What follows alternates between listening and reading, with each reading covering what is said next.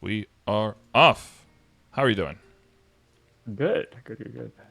That's good to hear. So, if you're good, then why are you here? Okay. Not in Maple. I'm Okay, good. Like, good IRL. All right, that's your foundation, but there are some improvements to be made in MapleStory. Okay. So I guess give us a little bit of a backstory, like how did this character come to be? What situation do you find yourself in, and what could you use some help with? I have almost no idea what I'm doing in past 200. I feel like I basically come back every so often, and I play Maple Legion. Okay, so you're like playing a So lot of different characters. yeah, so like I kind of like I always have like a main on the side, but it never really Mm-hmm. gets very far. Like I only got into COA like last time I came back, which is like a pretty low bar. I feel like by like this like Mm-hmm. current Maple standard. Was that the last But, Hyperburn, or was it before that? I can't remember. It might have been the one before that one. Like so, like Destiny update, like a year ago, Um, because that might have a Terra burn up to 200. Well, it because if you was the lore. Laura, was it that Laura release? Yeah, Okay, yeah, I think that was around Destiny. Yeah, I think around that time. But yeah, sorry. Continue. yeah. It was the lore release. Hated that class, anyways. But I mostly just did a lot of Legion, Mm-hmm. or Link skills. Never really focused on my main. Mm-hmm. This time I managed to push to 250, so I beat the second tutorial of MapleStory.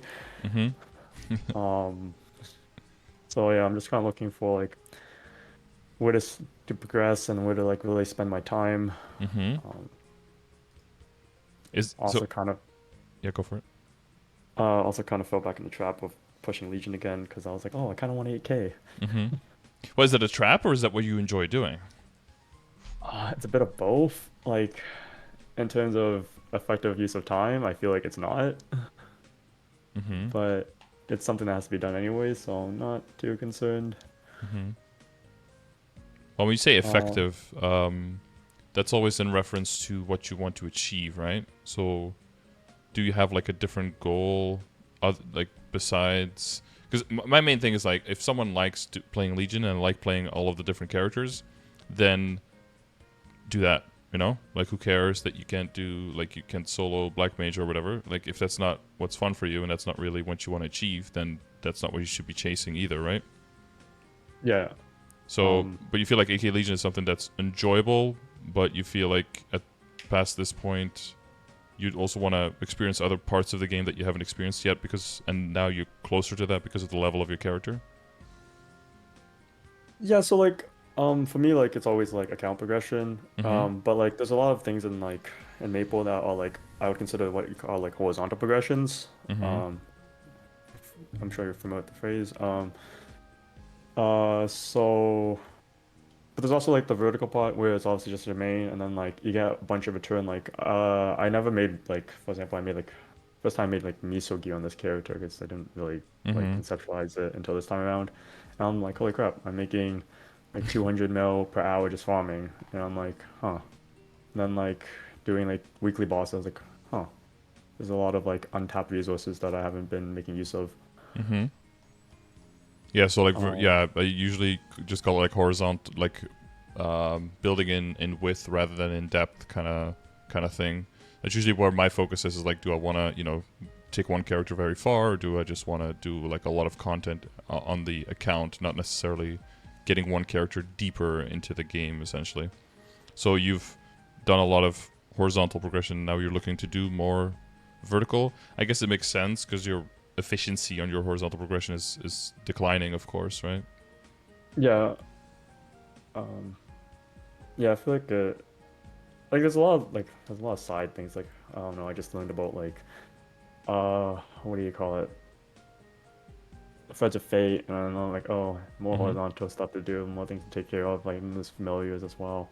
Mm-hmm. So I don't really know where the best use of time is. Like, I feel like I kind of inted by doing Maple Legion right now because I feel like I should be grinding in my main, but then I'm kind of like, oh, AK is kind of close, but then Chinese also like next weekend, so I should be kind of grinding my main just for Misos, at least, if nothing else. Yeah. Yeah, getting more money So will net you pretty big gains on shining. Yeah, essentially your money is worth double compared to off event during that event. Yeah. yeah. Yeah. Okay. So, is there? All right. So back to the first question, I guess. What do you feel like you want to achieve in this game? Um, I don't really know where my end goal is. I kind of just Mm-hmm. like pushing big numbers. I'm pretty happy with Mm-hmm. that. Okay. Um, I enjoy grinding. Bossing is like, yeah, well, actually, I kind of enjoyed bossing after like doing like struggling myself in low main last weekend. I Mm-hmm. finally got Damien. I had Damien down like 29 minutes in like solo, just like by myself, pretty much. Mm-hmm. That was like I feel like that was my real first bossing experience. Okay. Yeah, I just want to like kind of like progress towards like I know you don't like the concept of like this, but I kind of want to like I want to like get closer to the con like this year. Kind of just push stats and stuff, but I So, know I'm not there yet. mm-hmm. Okay. Well, it's normal that you don't have like I want to be able to do this boss solo. Like some people have that because they see it in a video, but then the second question is, well, how realistic is that, and how many hours is that going to take, right? um, Yeah.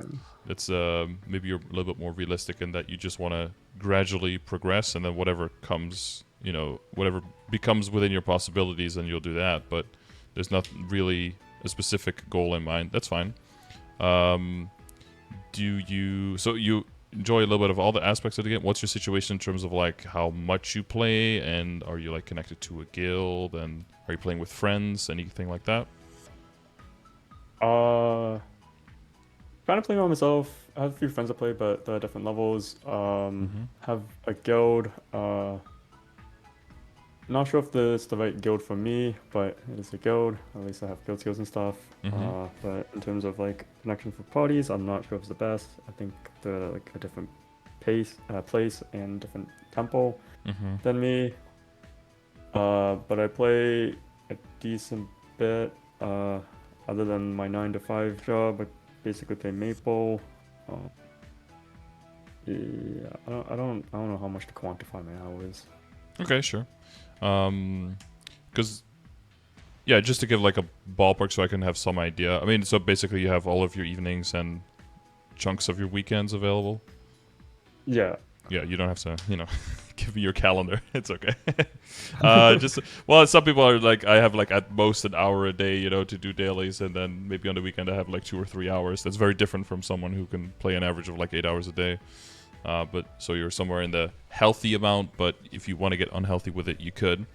Um, so do you like when you're playing? Do you feel like logging in? Like, do you look forward to logging in, and when you log out, you feel happy with your progress? Or do you feel a little bit frustrated, like, I don't know what the fuck I'm doing? Um, if you're happy because I know how to do Maple Legion. Yeah, okay, yeah, yeah. Because I did Legion all weekend, hmm basically. I mean, yeah, if you don't know what Um, to do, you might as well do that, because at least that's how you fund all of your characters on your account, right? Since we don't have trade like in non-reboot, the only way you can really make all of your characters stronger is by building out characters, getting level 3 links and building out your Legion. That is how you make all your characters possibly stronger for the future, so it's not a bad thing to do if you're kind of rudderless. yeah. But yeah, overall happy with like what progression I make. I kind of just like Mm-hmm. just grind on random characters, and I kind of I'm not I enjoy trying out different characters, so it's fine. Other than Beast, I don't want to touch Beast Tamer. But otherwise, pretty happy. Okay.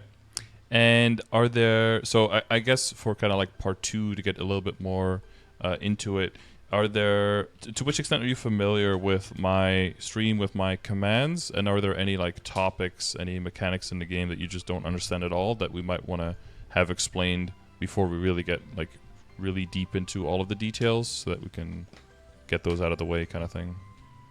I think I'm pretty familiar with commands. I went through like I tried to go through all your green commands like since like past week basically. Mm-hmm. I think I have pretty good understanding of that. You're doing your Um homework? yeah, try my best. Um Oh, as for like mechanic wise, what makes it specific? Because I feel like there's a lot of there's some systems that I'm missing out on, but I don't know what they are sometimes. Like I said, Mhm. like Threads of Fate, I'm like, oh, this is a thing, and then like Maple Exploration, Monster Collection, I also was like, oh, I should be doing that, but I don't know how Mhm. important these things are. But I'm just kind of just trying to make use of them. Yeah. What I was. Yeah, Monster Collection used to be a bit more important. We used to even like advise people to play Maple M on the side to get their reward points up quicker, so you could buy the items in the reward shop. But they, because the totems were there. I don't know if you still remember those vaguely from a past. But since the totems are gone, there's not much to buy with reward points. So all of the things that are more catered towards reward points specifically, like Monster Collection, kind of lost a lot of their functionality. Now it's more like, you get some trade boost potions sometimes. You can get a flame and a cube here and there.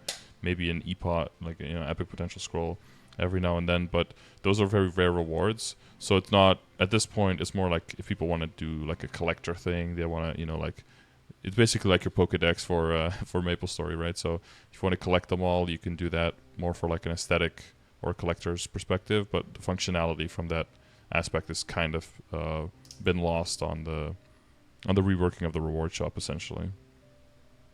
Okay, So well, it's that's not, unfortunate. yeah, it's not super important, but it does mean that it's one fewer system that you need to preoccupy yourself with to build up, right? So it's one more thing that you can kind of safely ignore for now without really missing out on a whole lot of stuff. Yeah, I spent some time farming it out because I was reading an old guide, but guides in Maple are kind of hard. Um, Mm-hmm. because they get outdated pretty quickly sometimes. Yeah, the Because game just changes so radically, so often. Yeah, yeah. If, I'm somewhat familiar with the concept of trying to keep guides up to date. Yeah, it's not always the easiest thing to do.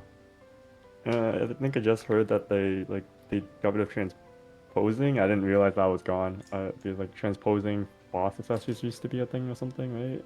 I Yeah, got no, it's mixed up. not gone. There's just one of the. It got nerfed a bit because one of the aspects was gone, but they took like one of the reasons why you would transpose was removed, but it's still there and it's still good. But people kind of over exaggerate what happened to it, and yeah, Okay. a lot of people were yelling that it's like useless or that it's or even that it's gone. I guess, right. So what went from it got nerfed happened to now it's dead happened to now it's gone. So that's how through word of mouth these things can go. That's why I try to be very careful with my reporting on these things and how I phrase these things, because it can very easily become what you're saying, like you just don't know the details and then someone just says that to you, and then I guess there's so many different things, you're not going to do full research on everything. So I try to be up to date with that. No, so the main reason why you would transpose is because you get a little bit of bonus stats when you do it, and then the second thing that why you would do it is because some of the stats would so some of the stats imprint because of the star that's being transferred, and then some of the stats, the flame stats, would carry over as well, and because the items that you transpose into are Sweetwater items and they don't have advantage flames. I don't know if you're familiar with that concept. Yeah. Yeah, but the items that you would transpose in would have flame advantage. So if you would transfer them over, you would get a better flame on your recipient Sweetwater item than you could ever roll on it itself. So that was another added bonus. But the main reason why you would transpose is because your source items that you want to transpose are very rare. So it's extremely hard to get backups, which means that you're basically stuck with a 17 star forever, or you have to YOLO and then probably boom it somewhere between 18 and 20. But if you eventually want to get to 19, you want to get to 20, you want to get to 21, because the Sweetwater system works with backups that you can buy with dineros, and you can essentially, as long as you keep doing the voyages, just keep making dineros and keep getting backups, then that's a more realistic way and a safer way and a controllable way of getting a high Star Force item with a lot of damage. And everyone else is like, well, this piece can be stronger. Well, it can be stronger, but you're going to need several backups, and it takes a while to get there. And if if you have a guild and you're getting carried starting at your first day that you're playing, that's a realistic way of upgrading. But for most people, it isn't. And Sweetwater, because it's consistent and it's reliable and it's buildable, that's a more reliable way of getting to the strong pieces. So I still advise it to people, even though it's maybe not quite as good as it used to be because of the flame advantage not getting carried over, but most people would transpose at a flame of like 105 or something, and you can still easily get a flame on there of about like 35. So you're using like 70 flame score lost. But the main benefit is in being able to go high Starforce reliably. Okay.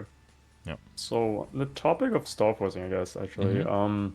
what is like the efficient way of Starforcing?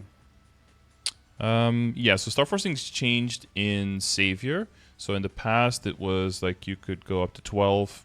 Well, up to 10, there was no risk, right? Like if you fail, you stay. If you succeed, you go up. And then boom, and then drop chance gets introduced starting at 11 stars. If you fail, there's also a chance to go down. Well, if you fail, you go down, right? And if you succeed, you go up. And then starting at 12, there was a small chance to boom. So they changed that to there's no chance to drop anymore or to boom all the way up to 15. But they adjusted the prices between 11 and 15 to reflect those changes. So the individual attempts for Starforcing are now way more expensive, but it's still cheaper now on average than before, and there's no boom chance up to 15. So this kind of takes into effect like transfer hammering, because yeah, my transfer hammering and transposing guide is very out of date. That one definitely needs to be updated. But so in the past, we would do what's called foddering, right? Where you get like fodder gear, lower level pieces, essentially mostly level 140 stuff for the superior Golic stuff, and level 150 stuff for the Absolab stuff. Because those pieces are more rare, they take longer to get.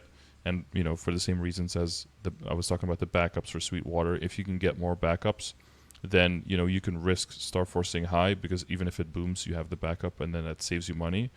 But a better middle ground is to level up the lower level gear and then fodder that, because you can get a lot of backups from that, so you can very cheaply Starforce it. You don't have to safeguard, and then you can transfer a hammer over it into the rarer pieces, and then that's cheaper overall and more.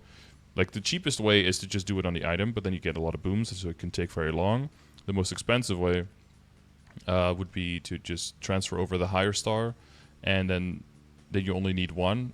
That's like the safest way, but then the middle ground way is like transferring most of the part and then just safeguarding the last star, and then that's like the middle ground between the fastest and the cheapest, essentially. But now, because they changed it, no more booming up to 15. It doesn't really make much more sense to go about like fodder and then transfer, and that's all just it's all a bunch of extra bullshit. It makes more sense to just Starforce on the item directly, so on the superior stuff and on the Abso stuff, at least up until 17 stars. We still do the transferring and the foddering, but only if you're getting stuff up to like 21 stars and then transferring it into 20 stars on the final pieces. And that's much further down the line of now. So you don't have to start gathering fodder quite as quickly, and you probably don't start gathering the same fodder as before. So like the level 150 fodder for Absolab is probably not necessary anymore, because most people only get their Abso stuff up to 17, and from there they get enough damage on their other pieces and fight bosses like Lotus and Lucid and Will in parties, and then slowly start working on their arcane gear instead, and basically transfer from 17 Abso into 17 arcane. So you never really go past the 17, which is the threshold for being able to safeguard, right? So there's no risk for booming up until that point. So we don't really fodder for those. But for the superior stuff later and for the accessories, we do want backups for those. So you still do gather those, but that gives you more time to gather more backups. And then that means that once you get to those upgrades, you get to the point where you can just look at, okay, I have 1 or 2 backups. This is a risky upgrade for me. This other item, I might have 5 or 6 backups. This is a less risky upgrade for me. So then you just prioritize whichever upgrade is less risky. So that's a little bit, RNG dependent. But you tend to not get lucky with all of your backups, and you also tend to not get unlucky with all of them. So the game kind of gets to decide for you which upgrade you make first and which ones you kind of leave until later. Okay. So the general priority for like events and stuff is still the same. So you ideally want to wait for a 30% off event to get stuff up to 15, and then a 5, 10, 15 event, 5, 10, 15, 100% to get stuff past 15 stars. That's ideally what you want. But then the Shining, of course, is a combination of both. So now it's like get whatever you can kind of thing.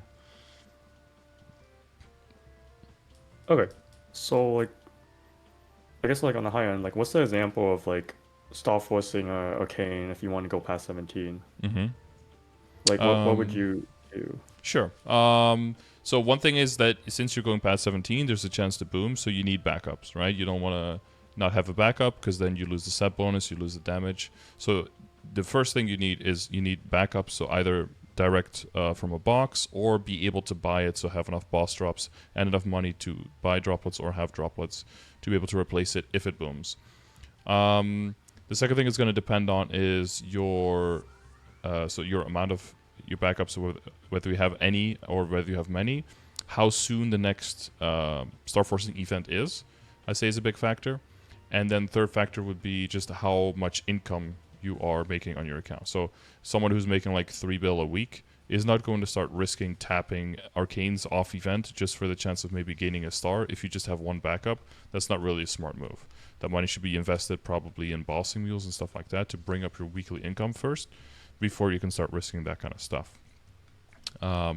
If you are bringing in like 15 to 20 bill a week, and the next event is like, not even on the calendar, so it's like at least more than a month away, like 2 months away, and you're at 17 and you got a box, then you can start tapping. So there's like a lot of value now in getting a box, because until you pick a backup from it, it's basically a universal backup, right? So if you have all of your arcanes at 17 stars and you want to get up to 18, want to get up to 19, and that's, I guess, something I didn't mention specifically, but so if your item is not something you can transfer hammer into, and basically the only way to upgrade is Starforce it, potentially boom it, trace it, but all of the stats stay in that item, then you basically always want to go 1 star at a time. But if it comes to transfer hammering over, and then they have to redo the potential, and maybe tap it after it, and it could potentially boom again, and then you have to transfer hammer into it again, like with superior stuff. Then you usually want to make big jumps into Starforce. So first one is usually you get it. You probably get it up to like 11 stars or something. Then there comes an event, hopefully get it to around 17. And then you sit on that for a while until you can transfer into it 21 star fodder into a 20 star. And then depending on your backups, either you tap it to 21 or you keep it at 20. And then you can work on the potential again. But you want to make that big jump from 17 to 20 or even up to 21 in one move, because it wouldn't make sense to like transfer an 18 star item into it to 17 and then a 19 to 18 and then a 20 to 19, because every single time you have to remake that base item, right? So that's very inefficient. But so for Arcane, if you have a box, as long as nothing booms, you can pick whatever you want from the box to replace what you just boomed. So it would be a good idea if you have a decent amount of income and there's no event anytime soon, and you have a box, then you can just like, okay, I'm just try to get one of my arcanes to 18, for example. And then if it goes, you just pick another item, 17 to 18. And if that one booms, then you just pick the item from the box. But then this way, at least you guaranteed yourself, you give yourself a higher chance of making upgrades. And potentially, with an unopened box, you could get, theoretically, you could get all of your arcanes from 17 to 22, right? If nothing booms, with just one box. That's like the extreme example. My mom somehow got on one character all her arcanes from 19 to 21 with a box and nothing boomed. But that's something that you can risk if you have the money and there's no foreseeable event. Now, if you have a box and there's an event in a week, then you keep that box, you wait until the event, hold on to the box, get discount, right? And then do it at that moment. So, but I think those are the main factors that you wanna look into. Okay, so Arcane you can't transfer hammer because there's no This is level items 190 in. equips, yeah. You have to Okay, have yeah. items between like level 190 and 199, I guess, theoretically. But yeah, there are no equips of that level, so nothing can transfer hammer into it, so that's why you need the pieces as they are. That is why high Starforce Absolab is somewhat viable, because you can get level 150 gear, high Starforce, and transfer hammer it into the Abso without needing to get like 16 of every Abso piece in case it booms a whole lot of times. So that's why that competes a bit more with Arcanes, but they have made Arcanes a lot more accessible in the last year and a half. They dropped the price on the coins. They dropped the amount of coins that you need. They added the boxes. They increased the drop rate of the boxes. They increased the drop rate of the droplets. They added the droplets to the shop, so you can just buy them from Mezzo straight up. They added more of them in event shops. Yeah, all of those things combined have just made Arcanes way more accessible. Okay. So in the case of transfer hammers, like typically the best way of Starforcing is you just have low level fodder gear that like is just accessible and you can just like not safeguard and you just let it boom and then you just trace and you just keep going Mm-hmm. until you hit 21 and then you transfer down and then you transfer or you transfer onto your the piece that you want and then you tap it to 22 on a or actually how do you tap it to 22 because we only have 5, 10, 15. There's no 20, right? So like Yeah, so you just have to technically tapping past 20 would be best, quote unquote, cheapest again on a 30% off event. But I prefer to always do that on a 5, 10, 15 because if it booms, that's the best event to remake a backup. So my general rule of thumb is just up to 15, use 30% off. Past 15, use 5, 10, 15. I think that as a general rule of thumb, that makes sense. But theoretically, say your character has like 80 backups and try to go for 22 CRA, and you're okay with like booming it 40 times, which can happen, definitely, especially on something like a 30% off, then theoretically the meso cost is a little bit lower on a 30% off. The problem is just that because it's 30% off, it takes you longer to spend your money. So the factor of time becomes a thing as well. And if you do it during 30% off, you'll have way more booms because the 15 to 16 not being 100% chance. And that makes it so that you are more likely to actually get closer to the average cost because you're more likely to boom, and that the booming is the main source of your cost rather than the failing. okay, so you can't safeguard past 20? You can safeguard past 17. That's Oh, why okay. you see a lot of stuff at 17, and that by many people, that's like a huge benchmark. Yeah, like getting yourself up to 17 is like this whole thing because past 15 you start getting weapon attack and a lot of stat per Star Force. But past 17 is where the real shit starts happening. So because of that, a lot of people tend to overinvest in their potential because they're like scared of booming their stuff.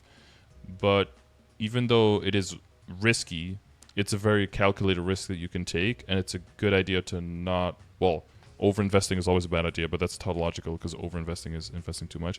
But going like into legendary potentials in your equips, I think is only really worth it if it's your weapon secondary emblem and your accessories for like drop and mezzo, and then maybe your glove for critical damage. But other than that, I'm usually a big proponent of just keeping things epic and unique and just getting some okay stat in those tiers, and then mainly just focusing everything on how am I going to get past 17 stars? How am I going to get backups? How am I going to increase the amount of money my account makes? So like bossing mules, side characters, and that kind of stuff. And the real reason is you don't really need that much more damage to be able to keep killing properly with your main character, right? Like you don't really gain any kind of mobbing gains or any meso gains there past that point. You're just overkilling monsters, especially in New Age once the HP of the monsters in Reboot gets cut. You really just don't need that much funding. So it's better to make that money work for you in terms of gaining you extra income, in terms of extra characters like bossing mules, or in terms of just stockpiling it and then spending it on events, and then it basically makes you money by spending it on an event because it becomes more valuable at that time. And you need time to. A lot of times people feel a little bit railroaded on like, so I can't spend anything until an event. Well, that's not true. I mean, you can spend whenever you want. It's just more efficient to spend on an event, but you need time for the backups. You need time to build up the money, and then when an event comes around, you can see, okay, where do I have the most backups? And what money do I have? What is a realistic gain that I can make? And then you can put those things together and then make upgrades. If you have like half-assed backups and you have half-assed money, you're going to make half-assed upgrades, and those are on average going to be less efficient. Okay. So why do people tap once they go to 21 on like after you transfer hammer, why do people still tap or are you not supposed to tap? So we didn't really touch on that, but the thing is, if there are items that you're going to transfer hammer, and you did a transfer hammer, people want to finish the item, so they want to work on the potential. But if you work on the potential first and get a really good potential, and then use Starforce after that and it booms, you have to basically transfer hammer again, and then you roll over that potential again. So the order is very important there. Some people are okay with having like 20-star gear. Like personally, I am, because I see 20-star as 3 stars higher than 17. But some people see 20 stars as just 222 minus 2, right? They look at it as it still has 2 stars to go before it's done. I see it as it's already much further than the gear it was before. So it totally depends on your perspective, on what you think is a reasonable goal for yourself. I think if you have most of your equips at 20 to 21 stars and your arcanes at like, 17, 18, or 19, you can do Black Mage and you can probably do Saren. And if you're of enough level and get enough mechanical skill, you can do those bosses. So it's not necessary. But to some people, like, unless something is 22 and fully 3-line potential, the item is just garbage. And that's, of course, the mindset that Maple wants you to have, because then you spend your entire life just chasing that carrot on a stick, right? So there's a huge benefit to just transferring it into 20, and then if you have no backups at 20 and you have no more money, just leave it at 20, get it some okay unique potential, maybe a legendary with like 2 lines, something, and that's another thing as well. Like, if you're at this point, like, legendary and 2-line stat is like insane potential for you. But if you're at the point where you're like dumping 15 to 20 bill just to try to get the Starforce up, getting unique, getting like legendary potential and rolling 21 stat is just like a little bit you do on top just to get some stat out of it. At that point, that's not an expense anymore. That's just like a little bit of icing on the cake. So you start looking at potentials very differently there. Okay. And So like, if you want the 21 or 22, you basically just have to take the risk yeah. of... So you need Okay. backups, and especially for Superior Golics, you need a lot of time because you need those coins, right? And those just take forever to get. You can get backups a little bit faster for the E-ring and for the belt because they can drop straight up. But for the ring and for the pendant, it takes forever. And then ring and pendant are separate as well because you need extra coins for backups there in case you want to do double transfers. So for the ring, you can transfer Superior Ring into the Slime Ring to get low risk, high Starforce Slime Ring. And for the pendant, you can transfer that into the Source of Suffering from Pitched Boss from Vihela later for low risk, high Starforce Source of Suffering. Because those are even more, those are on a whole other exponential level of rarity compared to, well, Slime not as much, but like Source of Suffering is compared to like the Golic stuff. So I think the Golic stuff is bad. Like, you wait for once you get into pitched waiting room. So yeah, I'm a huge advocate of like 21 star stuff. 20 stars is okay as well, but 20 and 21 star stuff I think is totally fine. The risk just between 21 to 22 I think is like a 30% chance of just like losing it. And I think that's a pretty high chance of losing it. If you get full 21 and you have money and you have backups, and and there's nothing else you can upgrade on your character and you're still going vertically, then fucking go for it. But I think unless you're at that point, I think it's unnecessary risk to just be tapping 22s.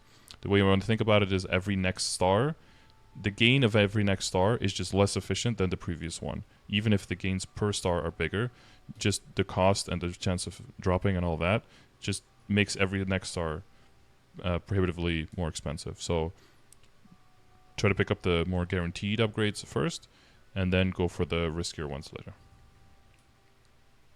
Okay. I think I'm good on Starforce. It's to be honest, past 17 is more of like a distant or like not so distant thing for me. It's just something I want to conceptualize. Yeah, for some pieces, so I think it's totally fine to have like unique CRA that's like 21 stars.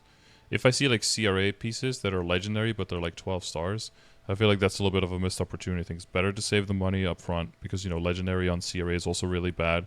Because there's this thing where every single piece has a bunch of different types of potential it can roll, and because of that, there's a different pool of potential. So like accessories, for example, have a very low pool of potential outcomes, so have good value in higher tiers of potential in terms of money spent versus stat outcome. But the CRA pieces specifically, like top, bottom, and hat, have very high pools, specifically the hat and the top, have very high pools of just garbage lines in there. So the amount of money spent in there will give you just lower returns in damage output and stat increase. So for those, it makes more sense. And because you can get to CRA very quickly and get backups very easily, it makes way more sense to go higher and spend more on Starforce in those pieces than on potential. But in other pieces, it might make more sense to go for the potential rather than the Starforce. Specifically on pieces that cannot be Starforce very much, like a secondary or an emblem, for example. Okay.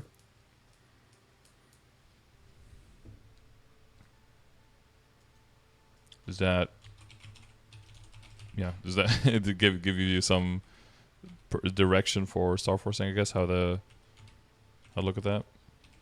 Yeah, that makes sense. I don't know how it applies to me right now in my current situation because I don't know exactly how much misos I want to split per gear and then like Mm-hmm. which pieces do I go for. I hear CRA is a pretty good pieces to go for Mm-hmm. because you have backups from just coins weeklies.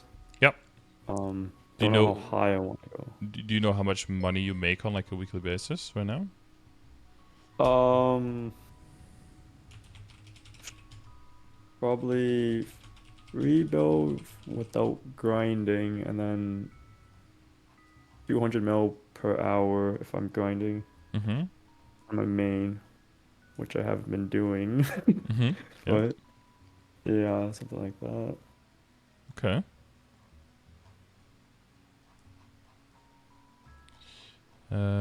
So for and how much do you have now? You have something like 18 or something? Did I say that? Oh, 13, 14. Yes, ideally you have something like 18 or something, right? Um, yeah, I'll probably be 18, maybe 20. I haven't done bossing this week yet. Okay, okay. So hopefully, yeah. Or not this week yet. Okay, and then you can do next week before Sunday as well. You think you have time for that? Yeah. Okay, okay. So maybe a little bit over 20 then even. If you grind a bit. Okay. Yeah. I mean, we can look at the pieces. Any other systems here? I usually like to go through all of the systems first before we get into the equips and everything. I see you have your character traits here. Do you have any questions on that? I put that in because like I saw some screenshot on your example one, and I was just like, is this important? A And little bit. I So there's some stats. So ambition gives you extra ID, which is nice. They're all like minor. Willpower gives I think a little bit extra defense and status resistance. So just you don't get stunned quite as long. It's like not a huge difference, but it's just a little bit. Insight gives you extra reduced elemental resistance on bosses, and most characters don't have any inherent elemental resistance. So that basically becomes like a form of ID, but for the elemental part, so it's a final damage multiplier as well for you. So once you have it maxed, it comes down to about 2.5% final damage, which when you're in the late game and the end game and every single upgrade is like triple digit billions, then if by that time your insight isn't maxed, then that's definitely something that can give you more damage increase than any of those other things can. So usually insight is the one that I tell people to prioritize in terms of like using trade boost potions and that kind of stuff, because it is a thing that levels very very slowly. The only other thing you can get it from I think is just from harvesting rocks. So it's a pretty slow thing and it's maybe some quests. And then empathy gives a little bit of buff duration, so that can be helpful for keeping up your buffs a bit longer, but specifically on characters that scale off of buff duration very heavily, like what is it, like Luminous, Geyser, Archmages, like those classes. For them, it's a bit more of a priority. Yeah, diligence so is is the best garbage. way Charm is garbage. so is the best way to level these just drink potions wherever you get them, basically? Yeah, drink potions. So yeah, monster collection gives a little bit of them, but it's not like huge. The monster park, one of the monster park days gives some of the potions, but they're the small ones. So for ambition, it's just killing monsters. And for the other two, insight and empathy, I just use the trade boost potions on there usually. Willpower, I think you just passively get by just playing and by being online. Willpower tends to level kind of slowly. Yeah, One Droid event was great for it. There was a exploration you could do, and then you could just go in there for I think 15 minutes at a time, maybe half an hour even. And then the monsters would just drop them like candy, so you could get several hundreds very quickly. That was a good way of leveling them, yeah, if that event ever comes back. Okay. So ambitious and empathy is what you said to prioritize for potions? Insight, I would do. Insight, I would Insight. prioritize. Ambition tends to level decently well if you do your weekly bosses that levels. I'm usually looking at like how can you make sure that they all kind of max out around the same time. Like same thing like, oh, why would you use like symbol selector coupons on? Well, you probably use them on Not on the highest level one, not because it's the highest level, but because the highest level one is going to max out the latest because of the amount you get per day per week, and because of how long it takes you to unlock the symbol. So you roughly want to just get them all evened out and maxed around the same time. That's kind of the goal. So for this one, I would have like a similar goal. So insight because it's more important, and then once insight gets close to maxing, I probably start working on empathy because ambition will probably already be at like level 70 plus at that point. And then by the time empathy maxes out, insight will just max out by virtue of you just playing the game and getting potions here and there. Okay. Yeah. So like the top left third is basically like the most important part, I would say. Yeah. Okay. Top So right, sorry, that's top right. Yeah. yeah. I'm good for traits. Mm-hmm. A quick question about Commerci. Do you recommend Yeah. the end game strat where you go into I don't remember the high end boat or Mm-hmm. whatnot? The dreadnought. Or Yeah. If you feel yeah. like you're a bit more, yeah, you're not even like sure with your guild. You're not sure how. No, not with making parties for the higher level drops and stuff. I would set out to do that. Yeah. Once you've got that built out, then your dailies are just over in a flash. You can make over 50 dineros a day if you do, including if you do CPQ. So you can buy backups like crazy at that point, and then yeah, you can really aim for high star force with very low risk of not getting it. Okay. But I was also wondering if I should invest in it because it's also DMT for accessories in like a month, but Mm-hmm. I'm not sure if that's I'm not sure how good DMT is anymore because everyone talks about Starforce rather than potentials now. Mm-hmm. Yeah. So what Well, do you yeah. think? With shining, of course, people want to sit on their money and spend it on shining. Well, so there's two things, right? When you're star forcing, if you can get a shining, you basically get 50% off, which is kind of like a DMT. But DMT only gives you the discount on getting to the tier up. And then you still have to pay like full price to roll the potential that you want. So if you're very early in the game, the tiering up of the items is a huge portion of your total expense on the potential part. So if you're very early on, or you're funding like a mule that's early in the game, DMT is huge value for you. But if you're looking for really, really high like in-game potentials, like the extreme part would be if you're trying to like double prime your secondary or something. That could be as much as 600 billion in cubes. But then the fact that your tier up to legendary costs you 500 mil instead of 1 bill, that doesn't even make a dent in the total amount, right? So at that point, what you want to look for is a cube sale instead of like 30% off cubes. That's way more value for you. So people who are more in the mid to the late or end range of the game, they won't be looking at DMT as like a huge special event that they have to stop all other things they're doing for. But a cube sale or like a Starforce event would be way more impactful for them. So it's important to see when someone is like, oh, event isn't important. Why are they saying that, right? I've always asked them like, well, why is it not important for you? And hopefully they should say, because for my personal situation, I'm not making huge savings on that event, so I'm not focused towards that. But it might be in your situation that might be a good idea. But like I said, I would mainly look for it in terms of like the weapon, the secondary, and emblem, and the accessories. I think those are the important things to bring to legendary. And I think the DMT with the pieces is a little bit of bait for beginning people to spend all of their money on getting stuff to legendary. And then sure, they get the legendary cheaper, which is nice, but now they have to start buying the glowing cubes in the cash shop to be able to reroll their items. And I can see a lot of people like getting their CRA to legendary and then rolling in horrible, and then spending all that money, and they probably don't have Mezor drop gear yet, right? And there's like a lot of potential money just completely getting lost there by doing things out of order, by thinking that you're supposed to do it that way and that you're getting a deal, but you're actually kind of getting baited into yeah, upgrading inefficiently. Yeah, definitely done that. Yeah. Yeah, and I think it's normal on your first playthrough to kind of do that, especially if you're already self-admittedly kind of lost in the sauce. Because I mean, it is a 20-year-old game, and some stuff is easier to find now than it used to be. But there's still a lot of progress to be made there. Okay. Another question. What's the deal with like 3 minute the concept of like 3 minute burst class and like why is it important? Like like I see like on like some Vegas where they'll be like, oh, if you're a 3 minute burst class, you better not be crap or something like that.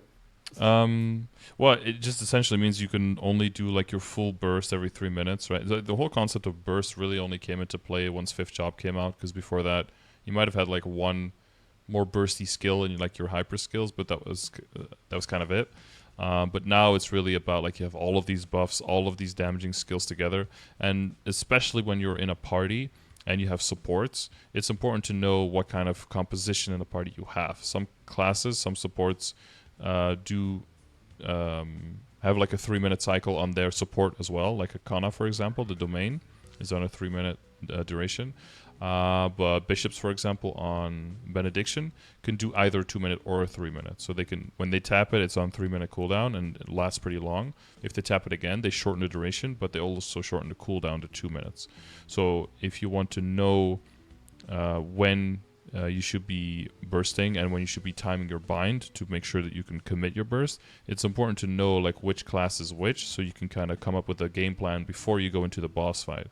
And I guess if people are saying like, oh, if you're 3 minutes, you better not be shit, because you can only burst every 3 minutes, and if you're probably more burst reliant as well.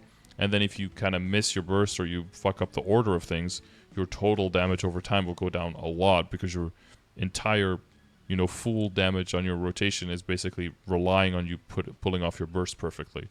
So if you don't know quite how to do that, you're getting hurt way more than someone else. Someone else who bursts every 60 seconds and fucks up one of them, it's no big deal because they can just go again a minute later, right? And then it evens out better. But if you have a huge burst every 3 minutes and you fuck that one up, then you're basically just like a paperweight for for the rest of the time while you're waiting for your burst to come back up. So that's what people are talking about, being more DPM class, being more burst class, DPS class.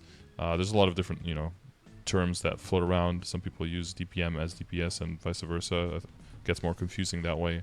But yeah, so it's for knowing when to bind, knowing when to burst.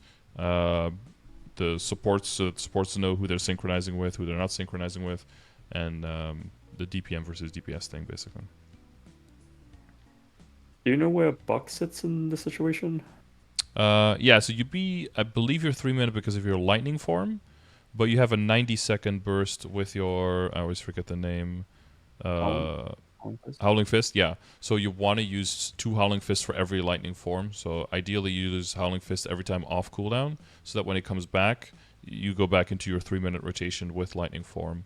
And because you have Pirate's Banner as it levels, lowers in cooldown, so that you can eventually have up to 100% uptime.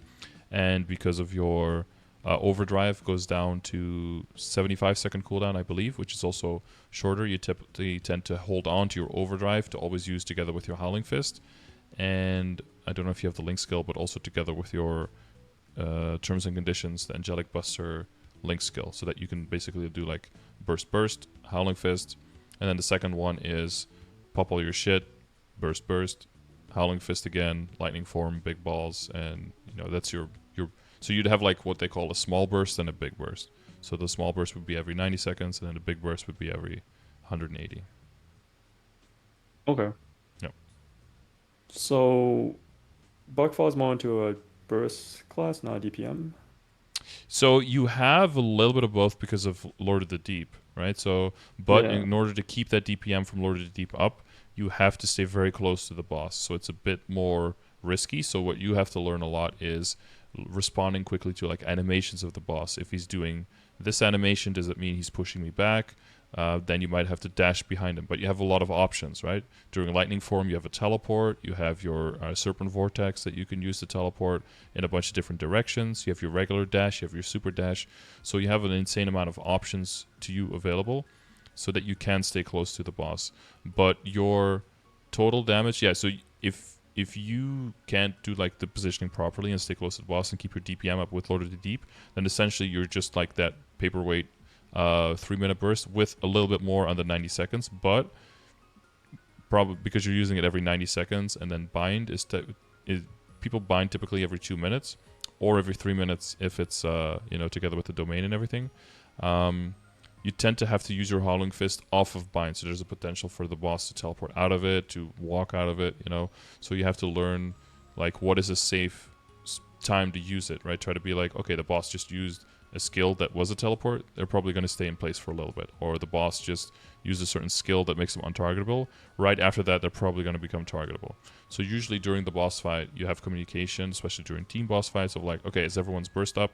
And you can be like, oh, mine's up in like 5 seconds. Can we delay a little bit? And then they'll just delay it a little bit to synchronize it. And then boom, you can commit your big burst again during the bind and during, everyone augmenting each other's power with the supports. Because, it's not only the supports who support, right? Like you also have the Pirate's Banner, so you lower the IED of the boss if they're standing on top of it. You increase everyone's stats.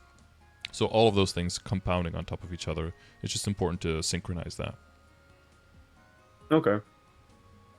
So just for my knowledge, like what is an example of like a DPM class, just so I can kind of compare? Like a Shadower, for example. Okay. Well, Dual Blade would be even better of an example, Dual Blade. So it's typically classes that have very short cooldowns, or like a Fire Poison Mage, for example. Classes with very short cooldowns on their 5th job skills, they do crazy damage over time because they're just constantly spamming them. So their bursts can sometimes be, like Fire Poison almost has no burst. They have like one skill that's kind of bursty. But everything else is just, they have it like every 20 seconds. So they're just constantly going. So if they miss 1 or 2 skills, that's almost always going to happen. But it's no big deal because they have them again, right? But they have to be on the ball all the time.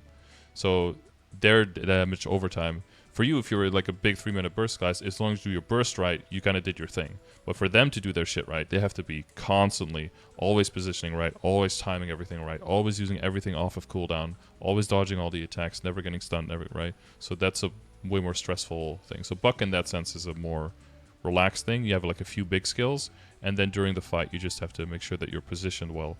But as long as you're just using your Octopunch and you're staying within range of Lord of the Deep, you're good.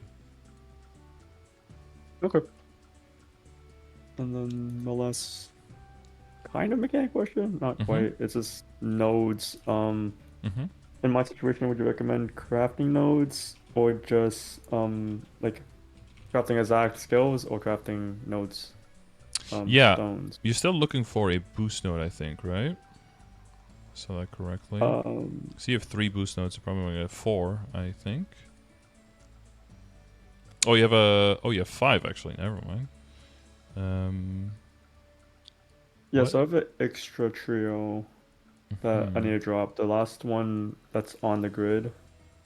The 13 one? That one? Yeah, because I didn't realize that it caps at 60, and yeah, so just supposed to use 2 trios is what I hear. Yeah, cap at 60, and you can get, every node can be leveled up to 25, so level 25 and a 5 slot is 30 each, so 2 30s is 60. That's the math behind that. In the future, with New Age, I think people will start doing kind of what you're doing, way more, because we are getting more slots way faster, and by 260, we will unlock 25 slots. Excuse me. So that will make it much more viable to just have a bunch more lower level boost nodes in higher level slots, and then using that to get to level 40 quickly for the 20% IED for bossing, and then getting level 60 faster as well until you can figure out your trios and then switch them out. So I think so general advice is, if you need at least 2 sets of trios, so at least 4 or more, and all of your skill nodes are all useful, which yours are, like in all situations, right? Both for mobbing, both for bossing, both for... so you're always going to have them in, basically. Then I would always make Nodestones over boost nodes or skill nodes. For you, you're in a class where there's a slight exception, because even though your boost nodes are great, you do want to level up your Lord of the Deep before anything else, because it's so important for all of your damage for both mobbing and bossing, right? So for a class like Buccaneer, I would make Nodestones for Lord of the Deep first until it gets to around this level. I would say like 20, 21, 22, maybe up to 23, around there. And then I would start making Nodestones. Why? Because eventually, through making Nodestones and opening Nodestones, eventually Lord of the Deep will max. It's pretty close to max. And that you can make sure that if you max it first and then you make Nodestones and then you get Lord of the Deep, then you have to disassemble the game, right? So you lose some value. Yeah. So I'm a big proponent of keeping them like around level 21, 22, like at the highest, and then just opening Nodestones, because then you can start working on all your boost nodes, and all your other skill nodes will level up as well. There's some extra value in terms of the boost skills that scale. So there's the Overdrive, there's the Flag, and there's the Goddess Blessing. Goddess Blessing just gives you bigger percentage stat for your burst. So that one's really good and lasts a whole minute. So because you're a little bit more DPM with the Lord of the Deep, the fact that it lasts a whole minute, it also gives you more value from it. The Flag gives you more uptime as you level it. So up to max level actually gives you 100% uptime. So more stat and ID on the boss. Get a drink. And the Overdrive gives you a larger percentage of your attacks, of your weapons based attack as a buff. And I believe lowers the cooldown a little bit as well to scale it better with the other things. But I'm not 100% sure on the cooldown.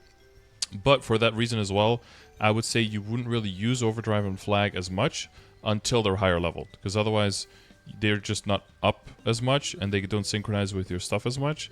And therefore, it doesn't really make much sense to have them in there because other skills might comparatively actually do more damage for you in your situation. Okay, yeah. I just put those in after I got to 250, so I haven't really played with them. The numbers look pretty bad at the current level, but I've seen max level nodes look much better, especially on Overdrive. Overdrive looks pretty sick to play with. Yeah, so Overdrive is, for you, predominantly very good to use every time together with your... I know the name. I definitely know the name. I'm forgetting again. Howling Fist, right? To use it with Howling Fist. That's where you really get like a lot of your value. And then but I think at this point, if you were bossing, I would probably put in, also because the Flag duration isn't that great, I'll probably put in the Goddess Blessing instead, because it gives you stat over that long period of time and it gives those multi-stacks. And maybe even the True Arachnid Reflection instead of those two. And I would also prioritize putting your Bind into a leveled up slot just to reduce the cooldown on that as well over those other skills that I just mentioned. Okay. Another thing you can do is, you definitely don't really need those extra boost, the mobbing boost nodes when you're bossing, right? But skills like Decent Advanced Blessing, specifically just Demon Advanced Blessing, is not that valuable, quote unquote. So I would really only put that in if you absolutely have nothing else that could be useful in a boss fight. Okay. Yeah. So if you really run out of useful things, then I put Decent Advanced Blessing in there, because it's really what it is just 20 weapon attack. And like a little bit of stat, right? That's what it is. That's something that you could like overpower by using like a Legion Power coupon, for example. If you could choose between, a Matrix slot that has something like Pirate Flag because ID gives stat, and then use Legion Power coupon, there'll be way more value than making that Legion slot be a skill that you now have to refresh, right? And that eats up the slot of that other skill. In terms of the utility. Matrix slot, right?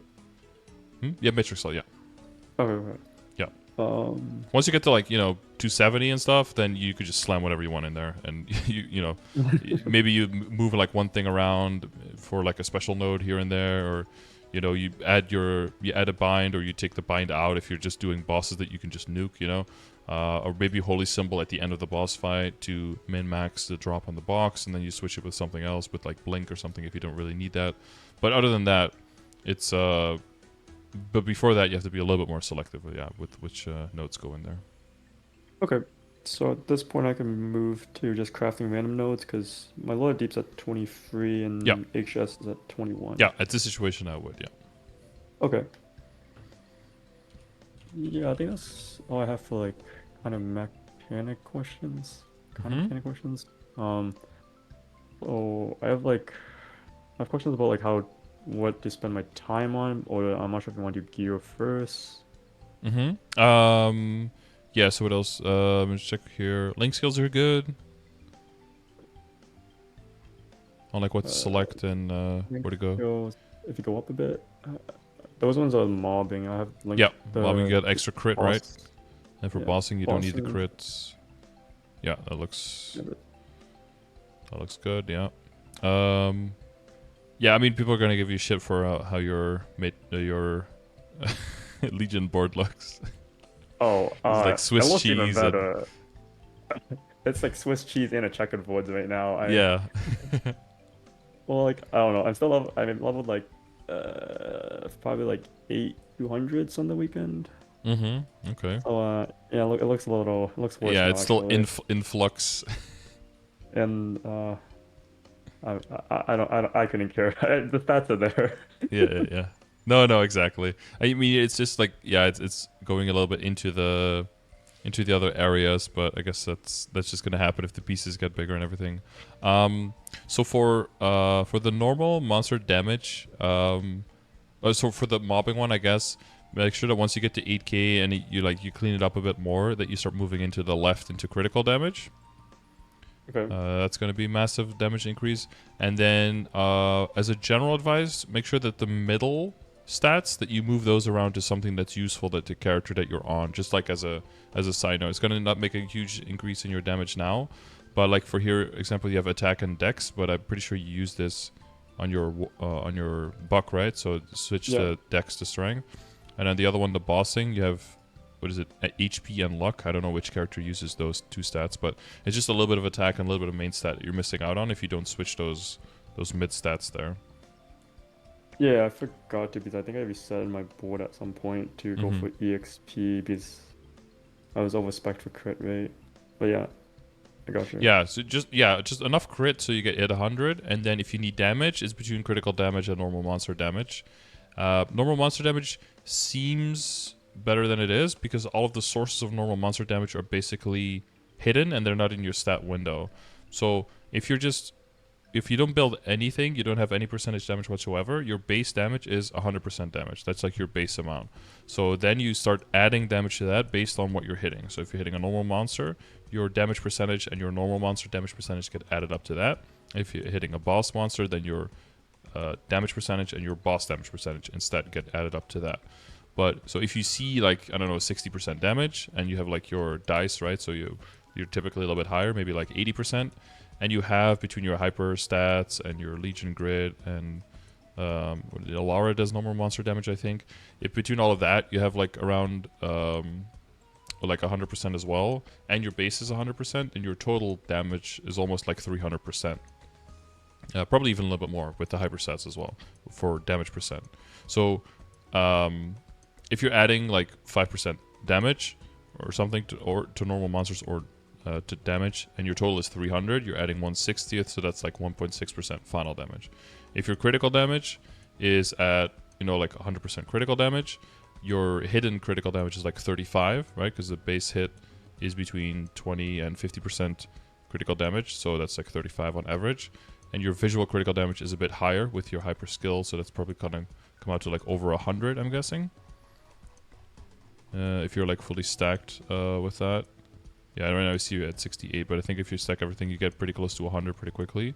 So you add like 135, and there you add 5%, then you're adding 5% of 135, right? So that's like closer to like 120, was it 127? So that's about 4% final damage. So it's almost 3 times as efficient.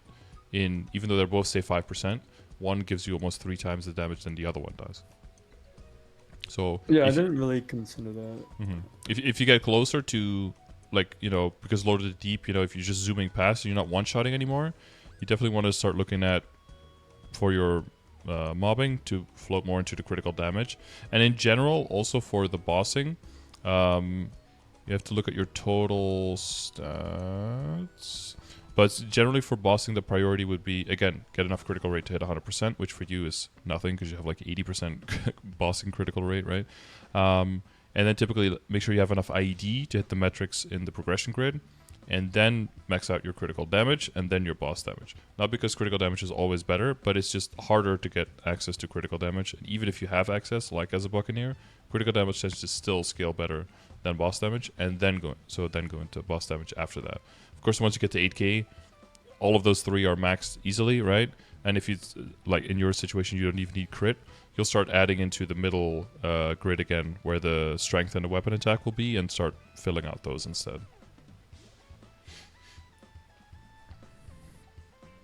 as a general priority. Okay. Yeah, that makes sense. I I haven't really considered. Didn't really consider the numbers behind it. Mm-hmm. 'Cause I forgot normal damage stacks with no damage is like in the same damage pool, if I remember correctly. Yeah. Okay. Yeah. Yeah, The so only ones that are completely. exclusive, completely separate, is normal monster damage and boss. Because a monster is either a normal monster or it's a boss. So only one of those two can apply at a time. Yeah, it's just that I mean like percent damage doesn't multiply with normal damage. It's summed then multiplied. Yeah. Yeah. It's summed and then added with 100% base, and then that's one of your multipliers clumps out of all of your damage multipliers. Yeah. Okay. Yeah, that makes sense. Okay. Yeah, other than that, if I just look at the stat window, don't see anything crazy. Yeah, so you get a lot more critical damage when you're stacking your hyper skill, right? So that can get... Bucks get basically 100% crit for free. I don't know what. I remember someone mentioned it to me. There's some condition. I tried it myself, Mm-hmm. and Yeah, there's a passive. Yeah, for bossing, there's a passive that you just hit more crit on bosses, and then there's also if there's any kind of status on the boss, which you put all the time with your passives, and later as well once you have the Explorer Mage Link skill, you'll basically constantly get keep every boss debuffed, or other people will, and then you get like an extra 50% on that or something. So even if you have like yeah. visually in your window like 20%. But I was mentioning more of the critical damage. Like that goes up a lot with your hyper skill. When you have that like the blue serpent thing, you build stacks, and then that builds critical damage for you. Oh yeah. Is that critical damage or? Oh yeah. Should be, Okay. yeah, yeah. Yeah. So that's 15, also so. a good thing to remember is that you keep building those stacks and that you refresh it every now and then, even when you're just jumping around with Lord of the Deep. Again, like as long as you're one-shotting, like it's fine. But once you start not one-shotting, you might want to look at making sure that the critical damage keeps stacked. You know, making sure the critical damage goes into your Legion. Make sure that I don't know for the mobbing in the hyper stats, you also have a different setup. Yeah. Mm-hmm. That one's just EXP. Same priorities as the EX Legion board, basically, right? Yeah, with a little bit of emphasis with crit rate. Yeah, a little bit more. But you also have the... I think you only need 20% extra, and you have the 20% in the Phantom Link, or is it only 15 for I think now? I can't remember my stat window, It's but 15. Yeah, it's C15. it's Yeah, you have level 2 Phantom, so you need like 5 or so extra critical rate. yeah, I prioritize a lot of crit on the that buff window. I think I actually rolled crit dice, so it's actually inflated. Oh, But okay. I prioritize crit rate on crit rate on my mobbing setup. Mm-hmm. Do you reroll But your dice every now and then with your Time Leap? Or do you not do that? what do you mean? So when you have Time Leap, right? You can reset your Oh, cooldowns. okay. So with the dice is that if you have like your 5th job and you roll dice, because you roll 3 dice, there's actually a decent chance that you roll double. So for mobbing, ideally, you don't need the damage percent. Ideally, you roll for 6s on mobbing and then for 5s on bossing, right? So you lock it in for 6, lock it in for 5. And then if you don't roll a double, you can always try to use your Time Leap to just get another chance at it. Because if you with every double that you roll, it's not double the buff, but it's like 50% more. But it'll be a nice effect to just do that every. Well, if you get into the habit of doing that, your overall rates will improve quite a bit as well.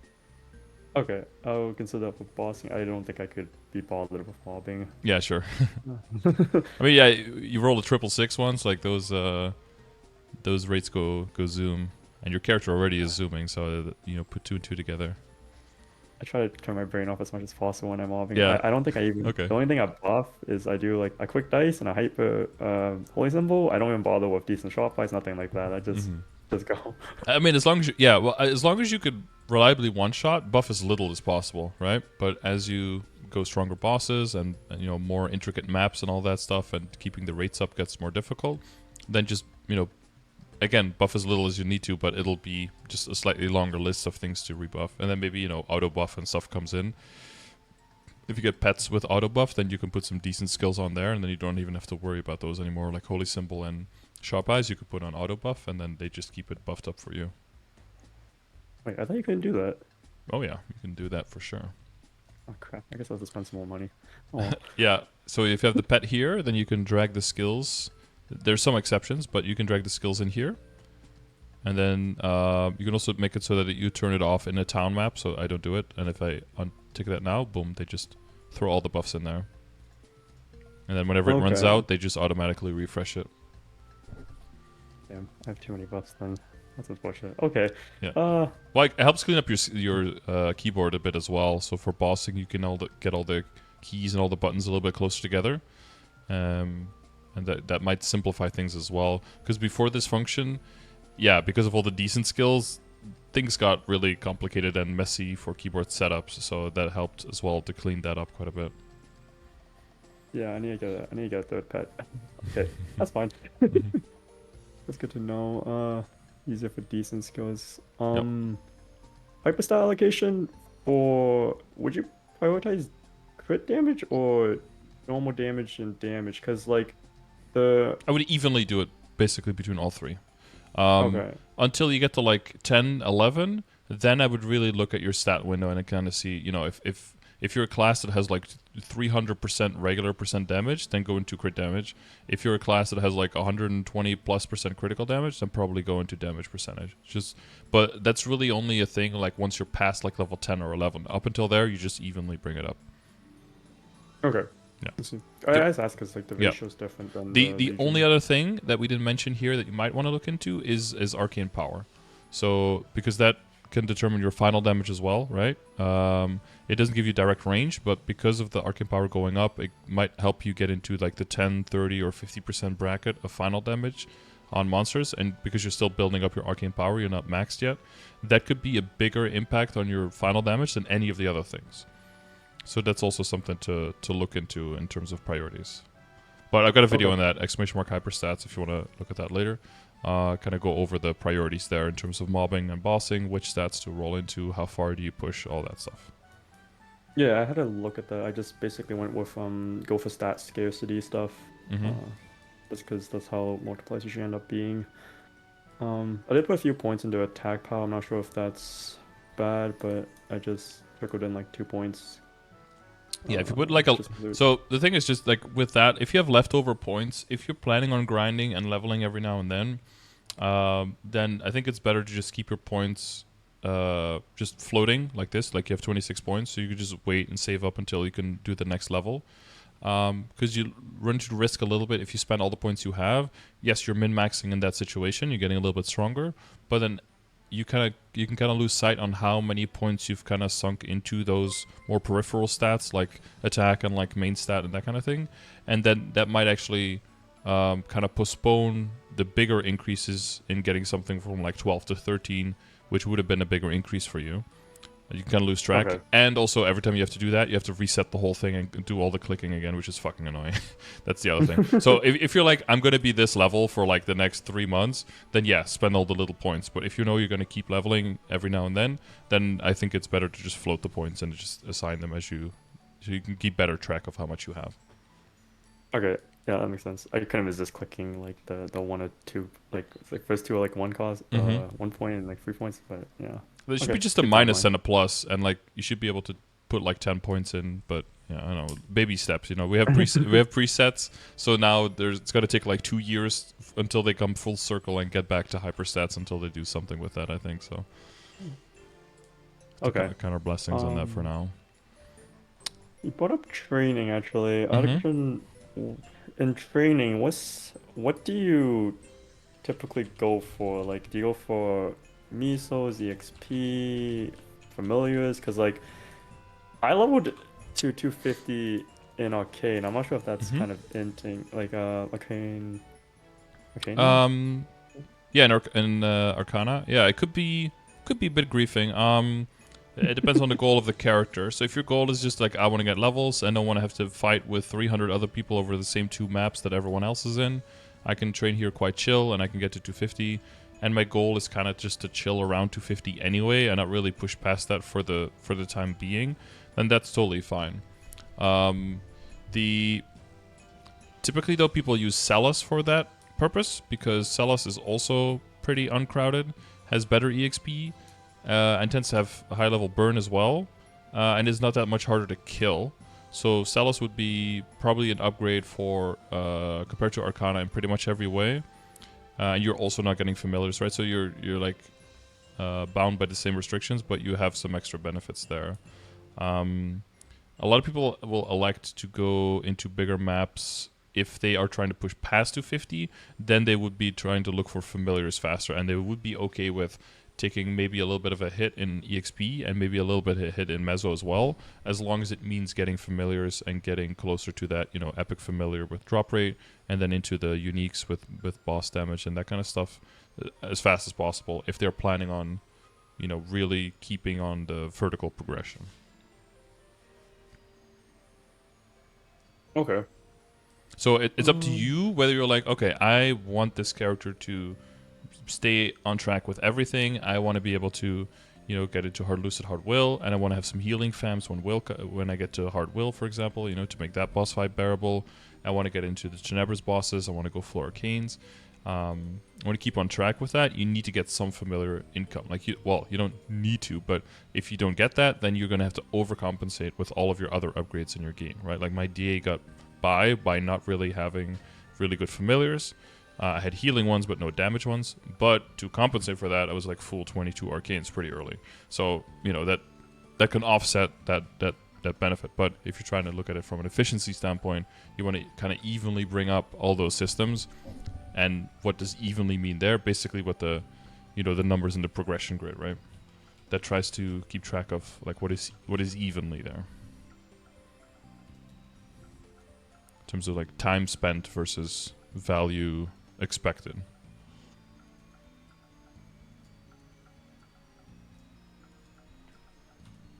Yeah, I'm all over the place for this. I remember trying to compare with the progression stats. Yeah, the more you're like only event player and stuff, the more you're going to be off.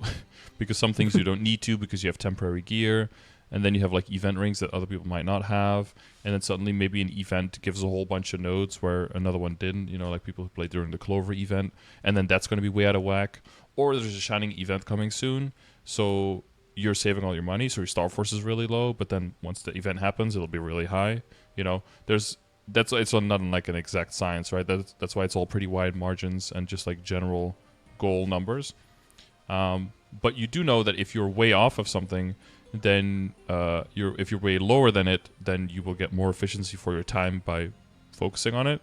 And if you're way higher than it, then you're probably losing a little bit of efficiency by spending time on it versus spending it on other things. That's probably why you were talking about the Legion in the way that you were in the beginning, right? Yeah. Yeah. Okay. Yeah. Yeah, I'm working on trying to even this out a bit. I know I'm way below in main stat.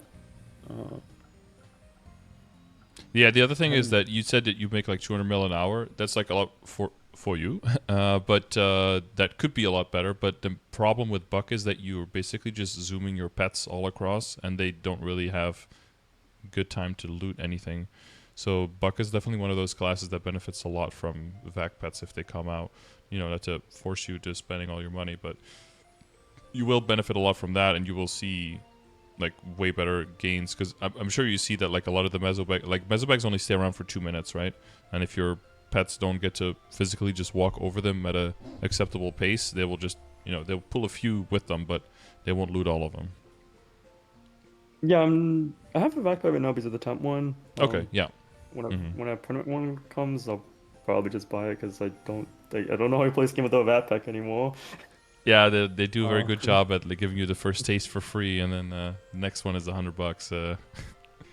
I guess Buck's terrible with looting, so I kind of need it. I do like loot the clump. I still have to stop for the backpack. Actually, it's ridiculous. Yeah, some people go for 2 or 3 vac pets if they're just really baller, but yeah. Does that help? For the clumps, it will just make it so that things don't become clumps anymore. I don't know how much value there is between 2 and 3. 2 will probably be a little bit more useful than 1, but between 3 and 2, I don't think there's any difference. At that point, you're just doing it to get the Usually they give like a chair if you buy all 3 of them or something, some cosmetic. But then you're just buying a $300 cosmetic essentially, I think. Man, you're telling me bad things right now.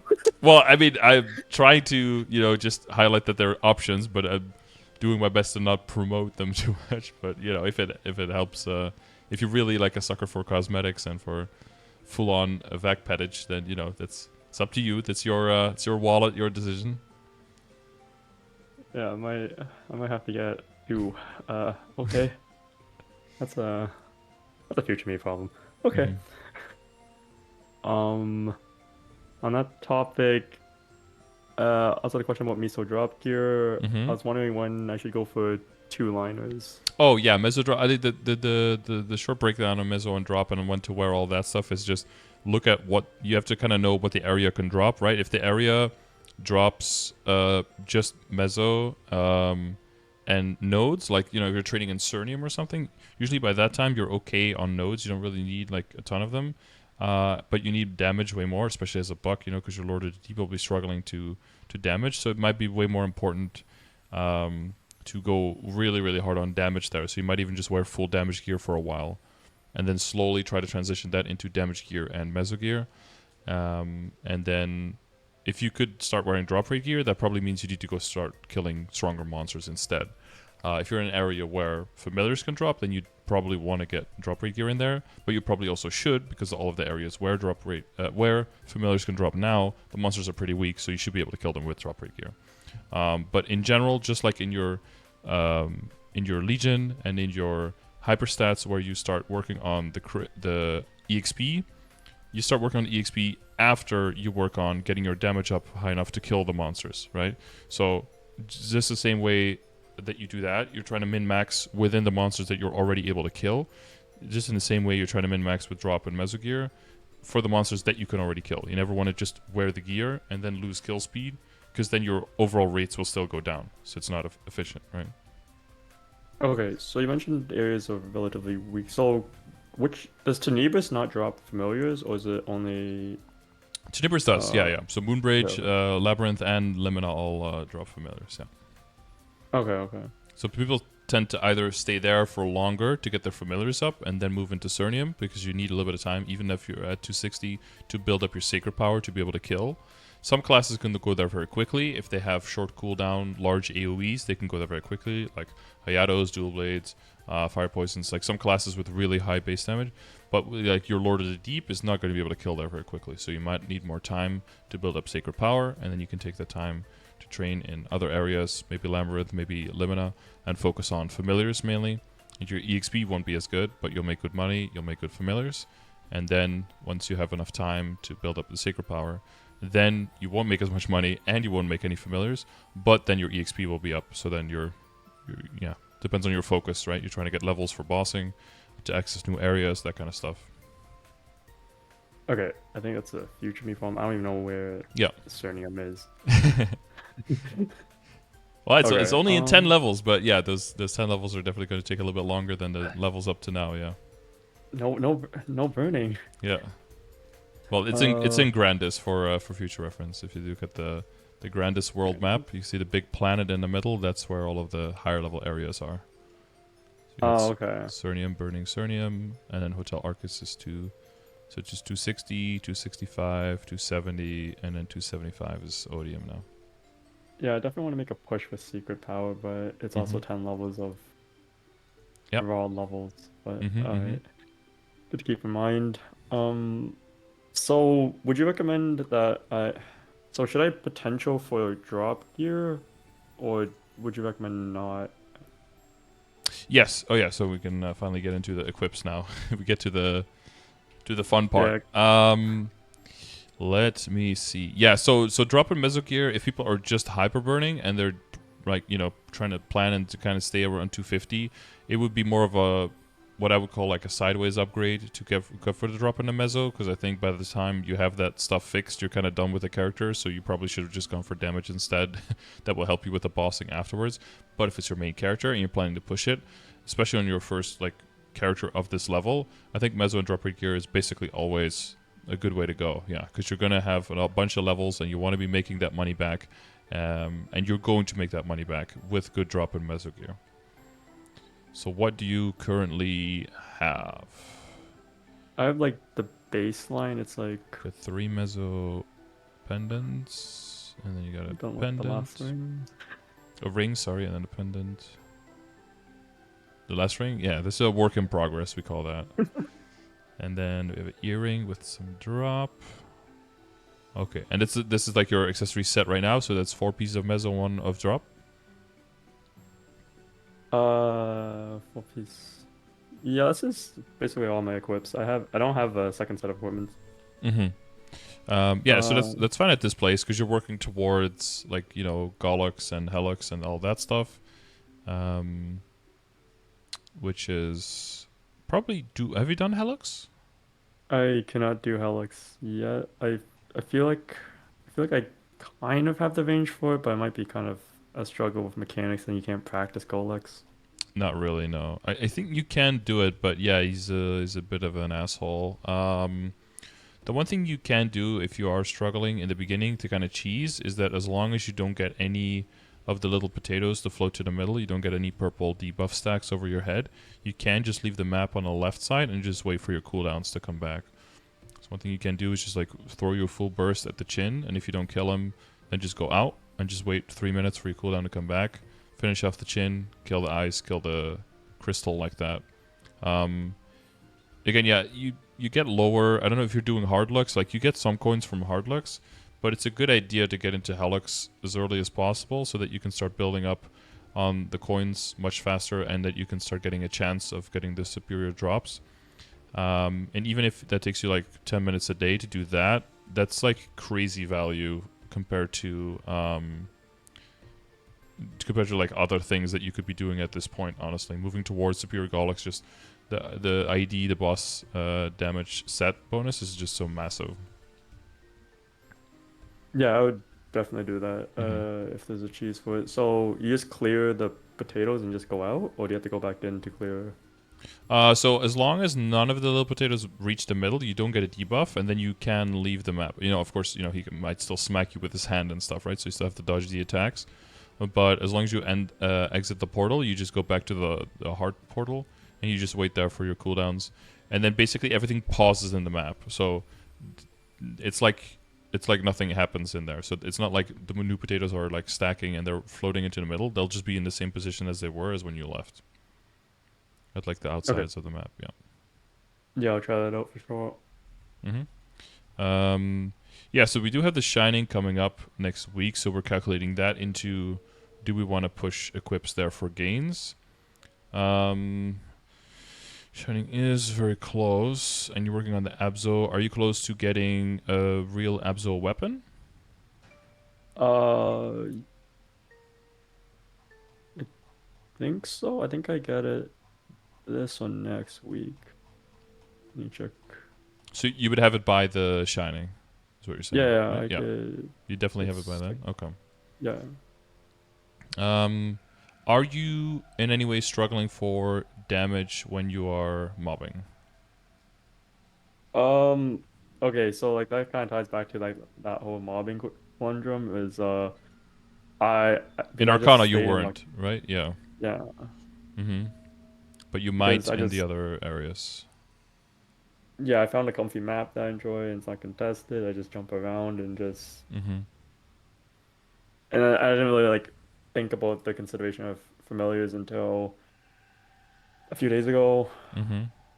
Where like I was like, oh, why am I not getting familiars? And then I was like, oh, okay. This area Um, just doesn't drop them at all. Yeah.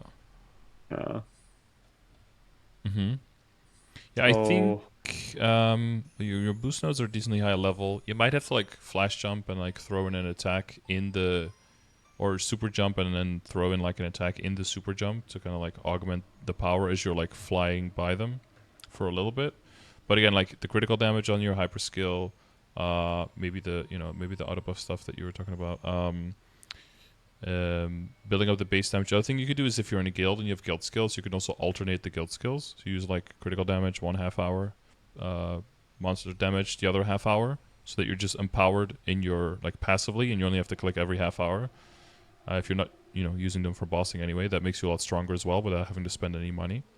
So there's definitely some access to some damage that you have to keep your mobbing at a decent speed. And also the other thing is that if you are falling below the 30 or 50% bonus damage on arcane power, maybe redoing your hyper stats for that, right? So there's some options there if you're going to a higher level area. Yeah, usually like if you're in this situation, I would say definitely just work on getting a full set of drop and meso gear as a top priority. For that, I've got the exclamation mark drop rate that kind of goes into the details on like how many lines are you looking for, what percentages are you looking for, all of that stuff. The main thing is now though we have the Shining in a week, so Yeah. and we're gonna have like close to 20 bill, or a little bit over 20 bill. I think it would be a bit of a missed opportunity not to use the Shining now. So it's not ideal, but for your situation, I would spend towards the Shining. Yeah. And aim for 17 on at least the CRA pieces and on all of the ABSO pieces. Okay. And you should have money left at that point, but then that money should go towards dropping meso set and potentially re-rolling and the potential on your weapon, right? And then potentially re-rolling your secondary, but you might want to just go for the Princess No secondary instead, and then just have like 2 secondaries, and then just keep whichever one is good, and then re-roll the other one with random cubes, basically. Okay. Yeah, so you would recommend stopping at 17 for my gear? Yeah, well, And then if you think you're getting close on money, then stop on 16 first, get everything up to 16, right? Because that's guaranteed during the event, no chance of boom whatsoever, because you have to safeguard that last star 16 to 17 if you don't want the item to boom. So that's going to be by far the most expensive star. So if you get everything to 16 first, and then you look at your money, you still have like, you probably should at that point still have like 14, 15 bill left or something, so you probably can get everything to 17. If you somehow get like super unlucky, or you get some booms on CRA because you decide not to safeguard the last star, that's kind of up to you personally. Then and you start getting closer, like like down to like 4 bill or less. Then you can maybe just like stand at 16 and then spend the rest on, because your potential on your weapon, potential on your secondary, and drop in meso gear are going to give you huge gains as well. And there will be, well, I guess caveat, there might not be, but there should be 5 to 15 events, 30% off events, like Starforce events, every now and then anyway. So that's always something you can then circle back to later. And then, like you said before, you'll have more backups, you'll have more knowledge, you'll have more overall insight on how much does everything cost, where does my money go, and then you'll be able to make better decisions then anyway. okay. So would you safeguard CRA? Because CRA have dupes with Mm-hmm. the shards. So Yeah, you got like 3, but you said you didn't do your weeklies now yet, right? So you have at least like 5 to 6 backups by then. Yeah. I probably wouldn't safeguard the CRA personally. Okay. The best way to know that is just to throw it into the calculator, honestly. So you just check exclamation mark Starforce, and you go to calculator, boom, and then put in the pieces, 150. We are, let's say no safeguard first, no star catching probably. So now at 10, we're going to 17, and we have the 5 to 15 and a 30% off event going. I'd usually do trials 1,000. I don't know, you can do more if you want to. It takes a bit longer to calculate, but then the numbers will be a bit more accurate, I guess. Median cost 420 mil, average cost 470. Range of booms without safeguarding is 0.07. So it's like if you do 3 items, then you have like a 1 in 5 chance of 1 boom. So like a 20% chance of a boom if you get all 3. Yeah. So, and then if you safeguard it, of course, it goes down to 0, and then the price goes up. So it's up to you. Like, are you willing to spend? What is it? Is it around 100? So are you willing to spend at least 300 mil for a 20% chance of 1 single boom on the 3 pieces? Like, if that's worth it to you, then you do it. If it's not, then you don't do it. That's basically just it just depends on how risk averse you are, right? Or you could say I'm just not going to safeguard until I get a boom, and then I'm going to safeguard. You know, you have enough backups. Some people just brute force it. Okay. Yeah, that's the. So there's usually not like a right or wrong there. It's just how much risk are you willing to take personally. Just make sure that whatever you do afterwards, because some people are like, oh, okay, like the numbers are available, but then they just don't do the maths and they just want to tap to 22, and then they boom like their only superior earring, and now they have a trace, and now they say, I hate the game. Starforcing is a shitty system. Sure, it's not ideal, but you also had all the information beforehand before you made your choice, and you got your average luck, and you were planning on getting lucky. You know, what would you? Yeah, right. You can hate the game there, but you kind of just played yourself a little bit there. Okay. So I'll just stop at 17. I'm okay with that. Mm-hmm. Yeah, and I think that'll give you enough buffer of like extra damage, extra weapon attack, and all of that, so that with the other things you do have available to, you can keep grinding comfortably. And then, you know, once you really want to start making the jump into, like, you know, Cernium, past 260, all of that stuff, and you need a whole lot of damage to be able to kill there, by that time you will have made way more money because of the drop in the Meso set. Hopefully you got some baseline of your familiars, hopefully a large drop rate, maybe a little bit of healing for the Will, and then later for the Varicella fight. And you have the ID already, so that's already solid. Maybe one boss familiar, you know, tentatively, to help a little bit with the bossing and when you don't need the healing. But then with all the money you have and all the backups you have at that point, all the knowledge you've gathered, and then knowing whenever an event comes around, then you can start making the bigger jumps. But most likely it's like the CRA stuff first, right? Up to 19, maybe up to 21. Then all the stuff that transfers into like superior, so you end up with like 20-star superiors. But like your Commerci pieces, right, can go up to 19 if you have, depending on the dineros you have. There's a bunch more stuff that you can, like a low risk, get up there if you like evenly bring up the resources and the backups, because then you can just always, for every single star, you can see I have this many backups, I have this much money, this is the lowest risk upgrade for me, I'm going to do 1 star here. If that doesn't go, get a backup. If you don't run out of backups, you stop and then you move on to the next thing. You run out of money, or you're close to running out of money, or the amount of money you have is close to how much the next upgrade would cost according to the calculator, then just stop and then, you know, cut your losses or cut your gains, you know, and then that way you make sure that every single event and every single period of time that you spent working towards the next upgrade, you can actually have an upgrade to show for it, right? Don't make 40 bill and be like, I'm going to 22 everything, and then start tapping one thing to 22, get unlucky, end up with a, you know, a 14 star or something, and then be like, this game is horrible, I made no gains, all the last, you know, 4 months of my life were all a waste.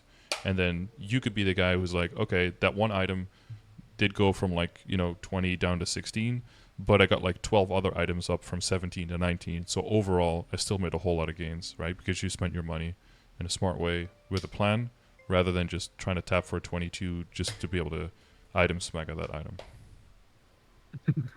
That's Okay. Yeah, because it's really cool to have a 22, but you know what's even cooler is having that money actually work for you and being a whole lot stronger and having a bunch of 21. I think that second situation is way cooler, but you know, it depends on what you personally enjoy, I guess. Yeah. I don't really care for 22. I checked the calculator and went up by it. I went from like 21 to 22, and I was like, Yeah. holy crap. Well, that's why it's good to, just to see the calculator, indeed, to see the difference. And that's also, right, if you lose the 30% off, some people are like, oh, if you go to 22, you know, and you do 30% off, it's cheaper. Wait, let me go back to 1,000 because otherwise it's too fast. Like on 30% off, oh, it's like 20.6 bill, and if you do 5, 10, 15 instead, wait, hang on, is that really true? Oh, hang on, it's with safeguard. No safeguard. There we go. 12.5, and then it's like 12.2, right? So it's like 300 mil cheaper. First of all, it's 300 mil on 12.5, right? So that's 1/42nd. So that's like 2% cheaper. So it's cheaper, but it's marginally cheaper. And then the average booms is here 8.69 versus on here the average booms is 5. So a lot of that price is included. So then you have to start looking at the standard deviation a little bit more, right? It's like if you get a little bit lucky on 5, 10, 15, you save a whole lot of money. But if you get a little bit more unlucky on 30% off, you waste a whole bunch of money, and you can get into like, here the unluckiest person is at 71 booms, right? That unluckiest person is going to be way further off. The unluckiest person here is at 16 booms. So, again, risk aversion, your insight and stats, that comes into play a little bit more again there. Okay. Yeah, 71 is... I mean, that should scare you a little bit, I think. But, yeah, here you have 59, so yeah, it varies. But everyone you talk to, they have like 2 CRA pieces that boomed like none times or 1 time, and then 1 piece that just boomed 20 times. I think my hat was 32 booms when I went for 21 to 22. So, there's always that 1 piece. But then by that time, you have the money, you have the backups. It's a calculated risk. You know that that's going to happen. It's shitty, but, it's 1 item in your entire account. You average that out over all the pieces, and eventually it kind of works out. So for the Absol weapon, you would recommend I make a real one? Yeah, because your progression is not going to be super fast. I mean, the next one after that would be Arcane, and that's like you're nowhere near those levels yet. So I would make a real Okay. one. The Starforce would stay the same, and like the Flame, could get a little bit higher, but you won't make huge gains there. But the main thing is for the potential. Like again, the crit rate is not super necessary for you as a buck because when you're mobbing, you can fix that with your link skills and with your hyperstats. And when you're bossing, you have so much, so that's a dead line.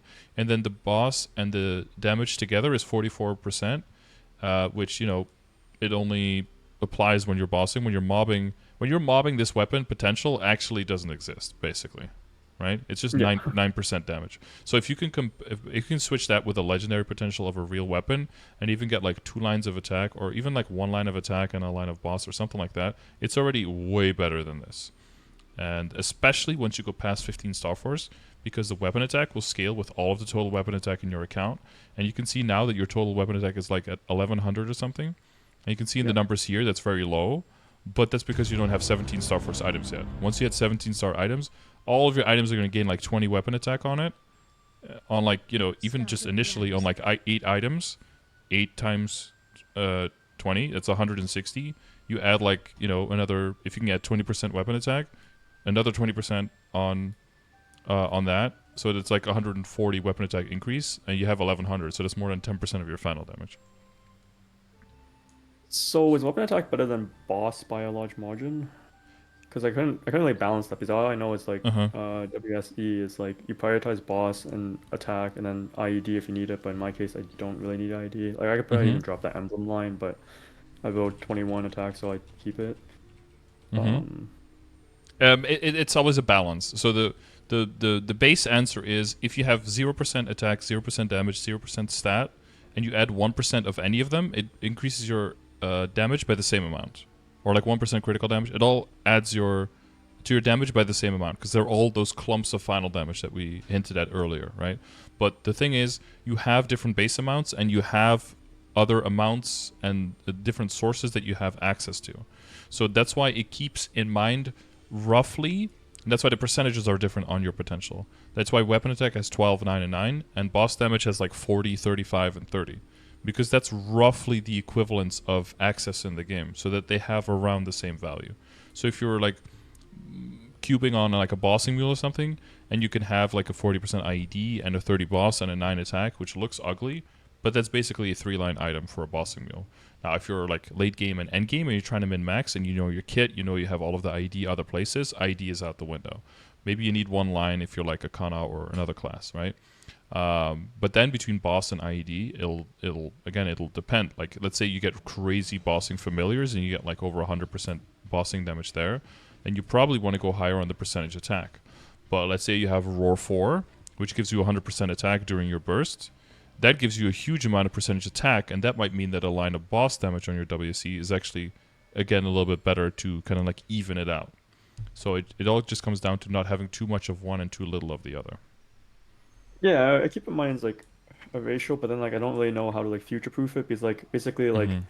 if you have 300% damage versus like 0% crit damage, like not that that's the Sure. case, but So like if you you have good get IED, basically you can keep your emblem until you have at least your Superior Golic set completed.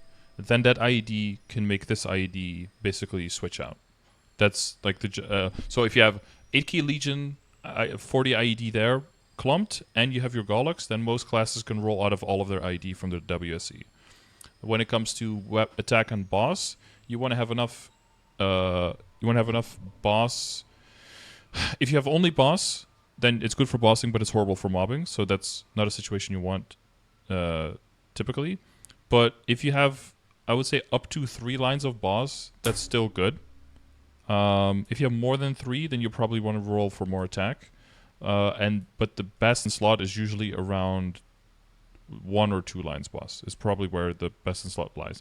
But just because the best in slot doesn't mean it's enough better to warrant you re-rolling, right? Because whether you have 0 lines or you have 3 lines that are very close to best in slot, the expected cost of rolling the best in slot is exactly the same. So the money per upgrade goes up a lot if you're really close to your best in slot.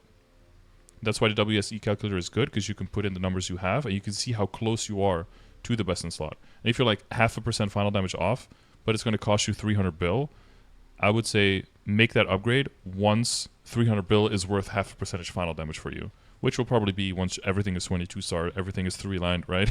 Your flames are like out the ass. That's when that might be worth min-maxing on again later. You have like a Roar 4, you know, you have all of the Oz rings. That's when it might be worth it. But until that point, sit on that, you know, 2 lines of boss, 1 line of IED secondary, sit on that 2-line attack, 2-line boss, 1-line attack weapon, and maybe you have way too much boss and everything, but as long as you can kill the monsters when you're training, you're good. And as long as you're value-wise for how much an upgrade would cost, you're in a good position with your WSE, then just hold on to that, ride that wave, and focus more on, you know, Starforce events and getting all of the accessories up and all that stuff, and getting your Arcanes, you know, and then spending money on that and switching on that. That's all going to be more efficient upgrades than trying to min-max on your WSE too early. Yeah, for sure. And when you're in doubt, exclamation mark cubing, throw it into the calculator, see how much it's expected to cost, shrug at the cost and, you know, go into the fetal position and cry, and then realize I'm not doing that right now. And be like, okay, that's way more expensive than I thought. Or be like, I have this money, I'm okay with this, and I'm just gonna throw my money at it. You know, whatever conclusion you come to, but just make sure you look at the resources, you have the info, and then make an informed decision. Okay. So you mentioned Arcanes. I was wondering like how far off am I? Because like I feel like I'm like kind of overlapping into your late section of the progression, but then I don't know how much. I know like Starforcing is huge because like I'm sitting at 10, so like I should go up quite a bit, but I just don't know how close that is. Or is it something I need to reassess after I hit my 17s? Well, in general, you want to you probably want to be around. You want to be able to kill Lotus and Damien solo, I would say, within probably like 10 to 15 minutes. You want to be able to solo like the Lotus and Damien together. Yeah, and then you can start doing lucid parties, I would say. And then the drops from the lucid parties are the items you need to turn the droplets from the maps into the coins to be able to buy the Arcanes. Okay. But yeah, normal lucid drops 1 or 2, and you need 24 for a weapon, so you know that's weeks and weeks. That's like months of running like that. So depending on how quickly you progress, how strong you are, if you get really overpowered and you get really good and normal lucid becomes a joke for your party, then you can start doing hard. Hard drops 3 droplets a week, so that cuts it down quite a bit. And then a hard has a chance for the boxes as well, so if you get a box, then that speeds up the whole process of transforming really quickly. But normal lucid is pretty quick to get into. You can try some pickup groups, try the mechanics, yell at other people, die to dragons a bunch. Trying to come up with a plan like that. Then you start using your blink more, right? Like up jump, blink in the air, stay over the dragon, that kind of stuff. If you can't get to the side, golems will block you. Maybe hold your iframes. There's you can try a little bit on easy lucid just to try to get used to the mechanics, to the map and everything. It'll be a bit more forgiving. The skills won't hit you as hard, so you can get used to like the sizes of the hitboxes and the timings a little bit. But normal lucid is probably pretty close for you. Oh, okay. Yep. I thought I was far because you said 10 minutes for low I would say 10 to main. 15, yeah. But again, like we have some stuff to clean up here, and you've got the Shining coming, and then when you get your real weapon and you get potential on that, your damage is going to go up a lot. And Okay. there's one of the biggest damage multipliers that's really invisible is just your hands. Like how experienced are you with the content, and how much practice do you have? Because if I give my I account to someone who doesn't play the game, they will die out in normal Lotus, right? They won't get past the laser. But I can okay. kill hard on my character in like 2.5 minutes. So that. The further you go in the game, the more experience matters in terms of being able to get anywhere. All right, fair enough. I Yeah, have like 0 hands on Damien, but yeah, like yeah. Lotus is like It's totally fine to relatively just die to literally everything on a first playthrough, but learn from that death, right? It's like what killed you, when did it kill you, how long how long did you have to wait to get there? And as long as you just learn from every death, then you get closer and closer to just being able to, well, not literally blindfolded, but be able to you die out in 15 seconds in Kalos. Yeah, like it's like every boss is just designed to just destroy you with every single thing it can, and the more you experience those deaths, the more you can learn from them and then avoid them next time.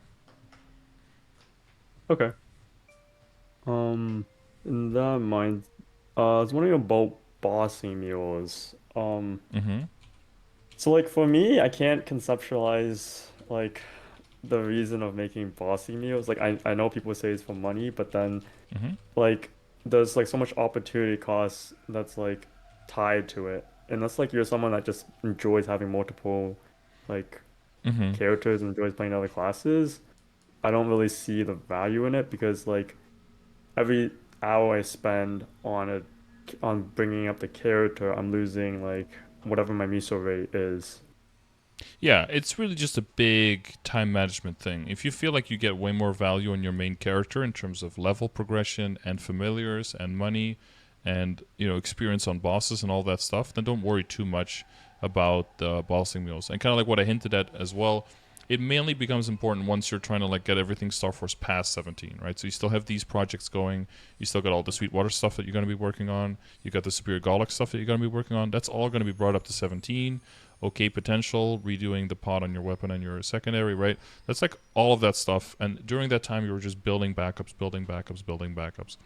And then it's really past that point that you're like, and when you're starting to like look at Arcanes and everything, and they're trying to Starforce past 17, that's when you need those big clumps of money. So that's when what's also going to happen is you're going to have more terror burning events, you're going to have level up potions and stuff like that, and some characters are going to get to 200 and 210 for level 3 links, and you're going to really like those characters, so you're going to enjoy playing them, you want to boss on them, you want to get some more experience, and you're going to realize like, oh my god, I can kill 3 door actually really easily, and if I do that every week, and maybe even kill 4 door and kill Vellum, that's like 400 mil, and I can do that within half an hour. And that half an hour that you make 400 mil, that's actually twice as much as you make training on your main. So it's like, okay, there's an event coming in 2 weeks. Now I have backups, and now I have something to upgrade for that's really expensive. If I spent this week to do the bosses and the side characters, for pound in a half an hour, I can make way more. But you can only do it if you have 4 boss meals. You can only do it for 2 hours a week, right? So if you spend 2 hours of your week doing boss meals, you can make way more money in those 2 hours than you could training. And then you spend the rest of your hours training, your overall gains per week go up. That's the idea behind it. It's like, the efficiency in the time is way higher, but half an hour, it only scales if you do a lot, basically.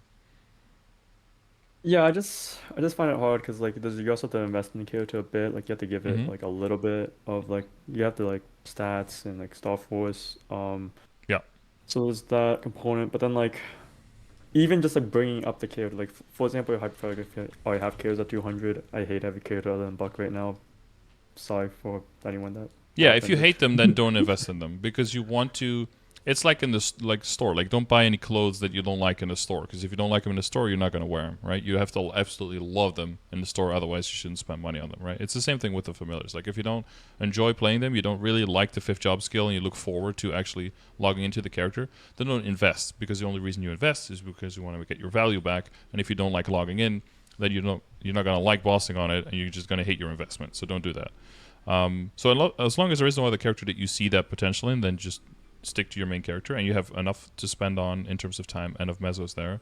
But you're going to get to the point where like my bossing mules, you know, the investment, also the investment is not as much if you're bossing a lot, because you can get a lot of cubes from the bossing. And after a while, those cubes are not going to give you any gains anymore on your main. They're all going to be kind of a waste, right? They're going to mess up your potential. So you want to start trickling them down to other characters.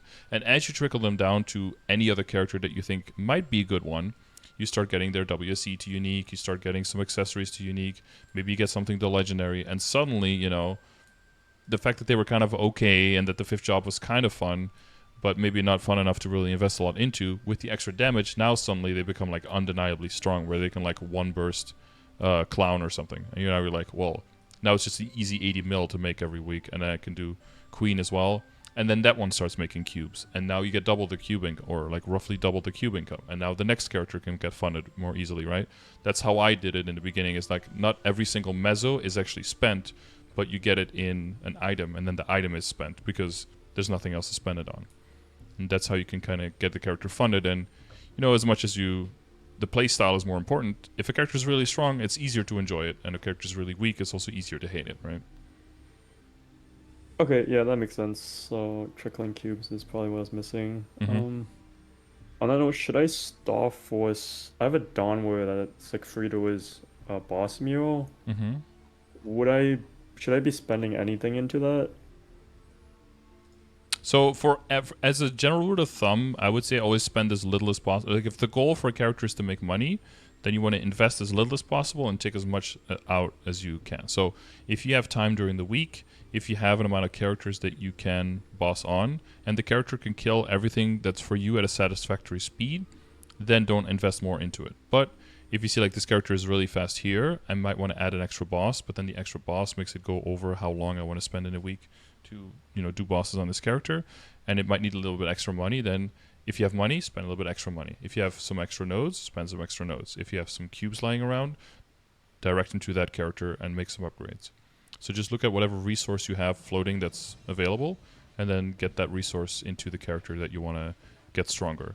But it's all like personal preference, because some people, they like, you know, to have they like to play 5 hours a day, and they're okay with like 1 hour a day just being boss mules and just purely money, and then the rest of the time just being whatever else it is, right? So ideally we look at for boss mules like around a half-hour period to kill as many bosses in as possible, especially if you have them in a guild and you have access to guild skills, because that's also a lot of funding you don't have to do on them, and a lot of damage you can get for free. But you might have to leverage your position with your main character before you can, you know, get a bunch of mule characters into a guild with guild skills. That might be a bit trickier. Okay. Yeah, I'll find that balance then. Mm-hmm. The Quick easy question about- damage is like reinforced Golic set, IED familiars, and guild skills. Like those are, if you can get access to those things on bossing familiars, you can save a whole lot of money and get a whole bunch of value out of them very quickly. And then, of course, a big legion as well. That's also a big one. But you already have a really big legion, so that's going to help you as well. Okay. Quick question for inner ability. Should I go up a miso line? Like, I just don't know. Like, I know it's supposed to cost like half a mil to get a legendary one, but I don't really know if that's something a Vista I should take, or is that just kind of up to me? Yeah, you want to make so usually I say like it's good for like earlier on to have like a mobbing inner ability, and then kind of save up your honor. Basically you build like a budget, get as many gains as possible when you're mobbing inner ability, and then move into a bossing inner ability once you basically get past like level 260, 265, and you really want to do like, you know, hard loose and hard will in smaller parties and going towards like Tenebra's bosses. That's probably when you want to switch out of it. So you want to make sure that you don't push that too far away, and you do that by not overspending your honor experience for the more temporary mobbing inner ability. So mainly what you're looking for the mobbing inner ability is some classes will have high demands for, like, let's say attack speed, for example, or buff duration. Those are like the most crucial ones that the character is just played very differently based on those stats. If you are not, which you are not, then you basically just aim for Mesoptane and drop rate. And then that's just like the main goal. So you want to use circulators to basically buy honor experience, quote unquote. So again, because that's a financial investment, that's probably going to be first shining, then drop in Meso Gear, and then the potential on weapon and secondary. And then right after that, probably inner ability. And then, yeah, get it to legendary. And then if you have some more circulators, just roll. If you hit Mesoptane or drop rate on the top line, hold on to that. And then lock that and then roll a little bit if there's a 50% off event. And try to get like an epic line with drop or meso, whichever one you didn't have, on a second or third line. If you had that or more, then I would just stand with that, save your honor, and then just keep that as your mobbing interoperability until, yeah, like 260, 265, and then start looking at switching it into a bossing one. Because hopefully by that point, you've found some bossing mules, and your overall income is going to be coming so much more from the bossing mules than from the training on your main, and it's okay to roll out of that drop in Mesoptane without it like destroying your total income on your account, essentially. And then you can push and min-max much more on the damage that you do while you're bossing, and that's going to be much more important for your overall enjoyment of the game. And in terms of how expensive the other upgrades are, at that point, upgrading your interoperability is going to be a very efficient upgrade for you to make. Okay, so you recommend I use circulators? Or Yeah, just because otherwise it might take too long to make your honor back. Basically, with a circulator, you can kind of like buy honor experience, essentially. And is that just for raising it, or for raising it, and honestly, if you're still low on honor, also just for rolling. But essentially, when you hit with a circulator, you always hit the biggest number for the type of line in its rarity. You can do more research and check under exclamation mark interoperability and look at all the resources. But essentially, every single line has like variance in different percentages for its rarity. But if you roll with a circulator, you always get the highest number, which otherwise might only have like 10 or 20% chance of happening. So that also eliminates some of the variance there. Okay. Sorry, I know we're running long. Yeah, I was gonna mention it. Yeah, I think we're at almost 2 hours now. If I can just ask one last question, if I can, Yeah, one last question. Go. Okay. What do I do for a secondary AME, my last ring, and Android Heart? Just because those slots are just like non-existent for me right now. So as a general rule of thumb, MapleStory is much more, and this goes for everyone who's new to the game as well. Maybe some people have already tuned out because they're like, this is far beyond where I am, but at least for a YouTube video. Live viewers are still here.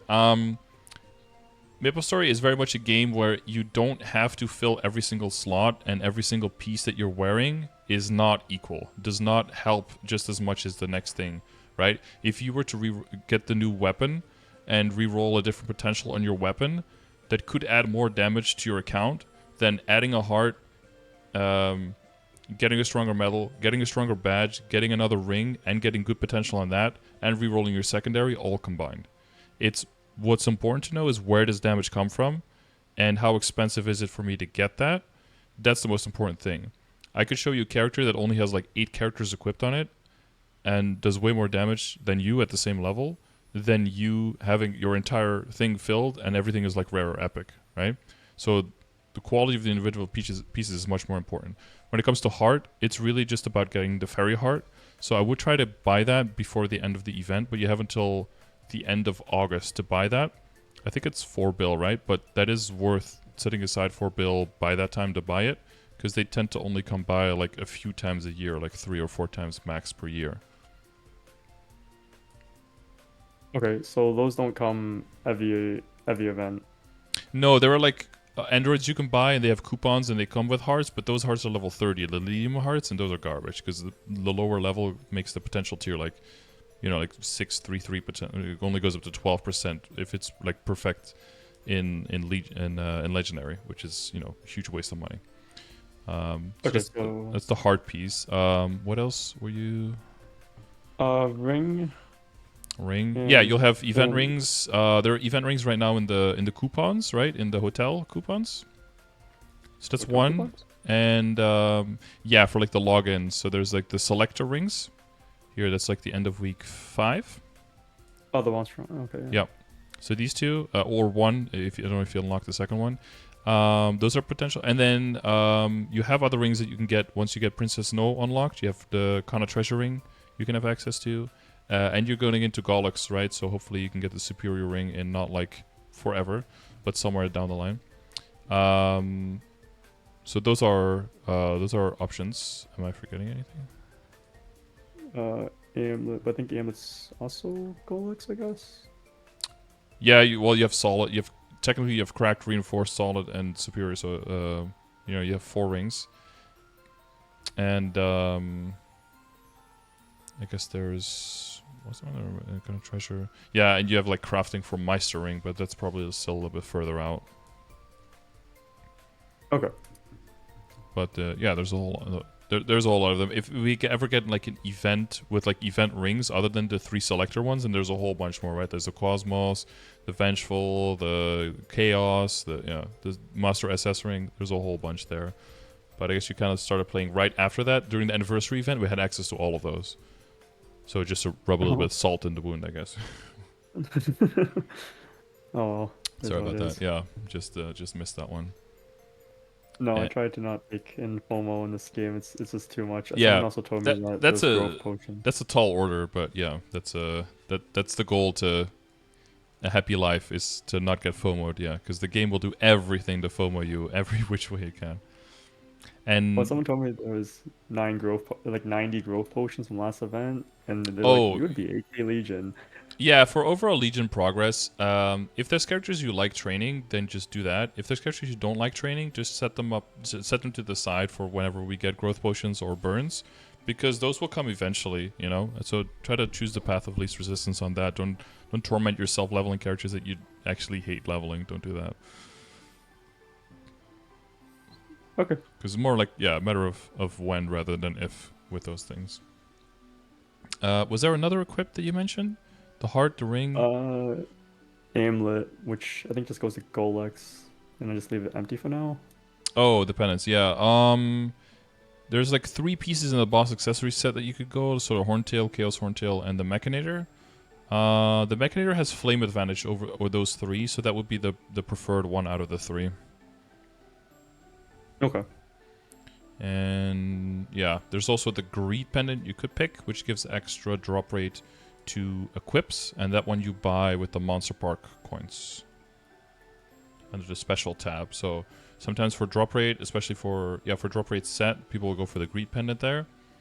And then for the Meso Obtained set, so basically for the drop rate set, you go for the weaker ones because you're going to be bossing, but the bosses are either super weak, so you blow them up anyway, or they have a box at the end where you can have some time to switch into your drop rate gear.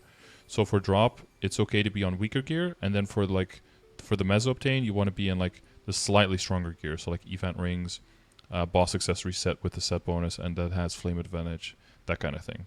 Because you typically want to wear that when you're mobbing, and you don't want to like drop 50% final damage just because you're in your mobbing gear, you know? You want to still be able to kill the monsters.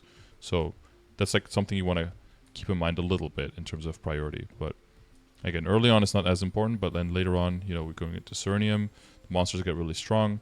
Then you want to make sure that you're not like completely lopsided on that, because then you have to overcompensate a little bit for your damage. Okay, that makes sense. Okay. Yep. Okay, that was the last question, right? Yeah, you feeling good? Take any more time. Yeah. You feeling good? Yeah, feeling good. Purpose, direction. Progress, direction. Yep. Okay. Yeah, I mean, if there's any follow-up questions, just hit me up on Discord. Just fire away in the chat. I mean, you know where to find me now, so no hiding from you. And yeah, I hope next Sunday all the stuff goes well, nothing goes too crazy, and you make some sick gains. Okay, thank you. All right, all best of luck, and I'll see you around. Take care. Bye now. All right, bye-bye. All right. Nice long session. Hopefully your totem... Oh, wait. Those don't exist anymore. Is gone. Maybe your WAP is over. Make sure you refresh WAP. And hopefully you made some sick gains. But yeah, if you're in a situation that is roughly similar, or you had some questions in terms of the upcoming Shining Starforce and all of that, and where you want to prioritize spending your money, building your matrix, putting your points in your Legion grid, all of that stuff. Hopefully some of those questions were answered. If they weren't and you need additional info, check out the commands in the Twitch chat over there in the top left, over at twitch.tv/Scardor, and just use !info, and then you'll get all of the commands, or !commands also works, or use ! and the topic that you're looking for information on, and then you will be simply given the information. It'll either be just a picture, or it'll be an infograph, or it'll be a link to a Wikipedia, or it'll be a calculator, or it'll be a YouTube video, whatever it is, it'll do its best to get you much, much closer to understanding the topic at hand. If you still have follow-up questions, hit me up on Discord, hit me up in YouTube comments, hit me up on Twitch whenever I stream. I stream there every day.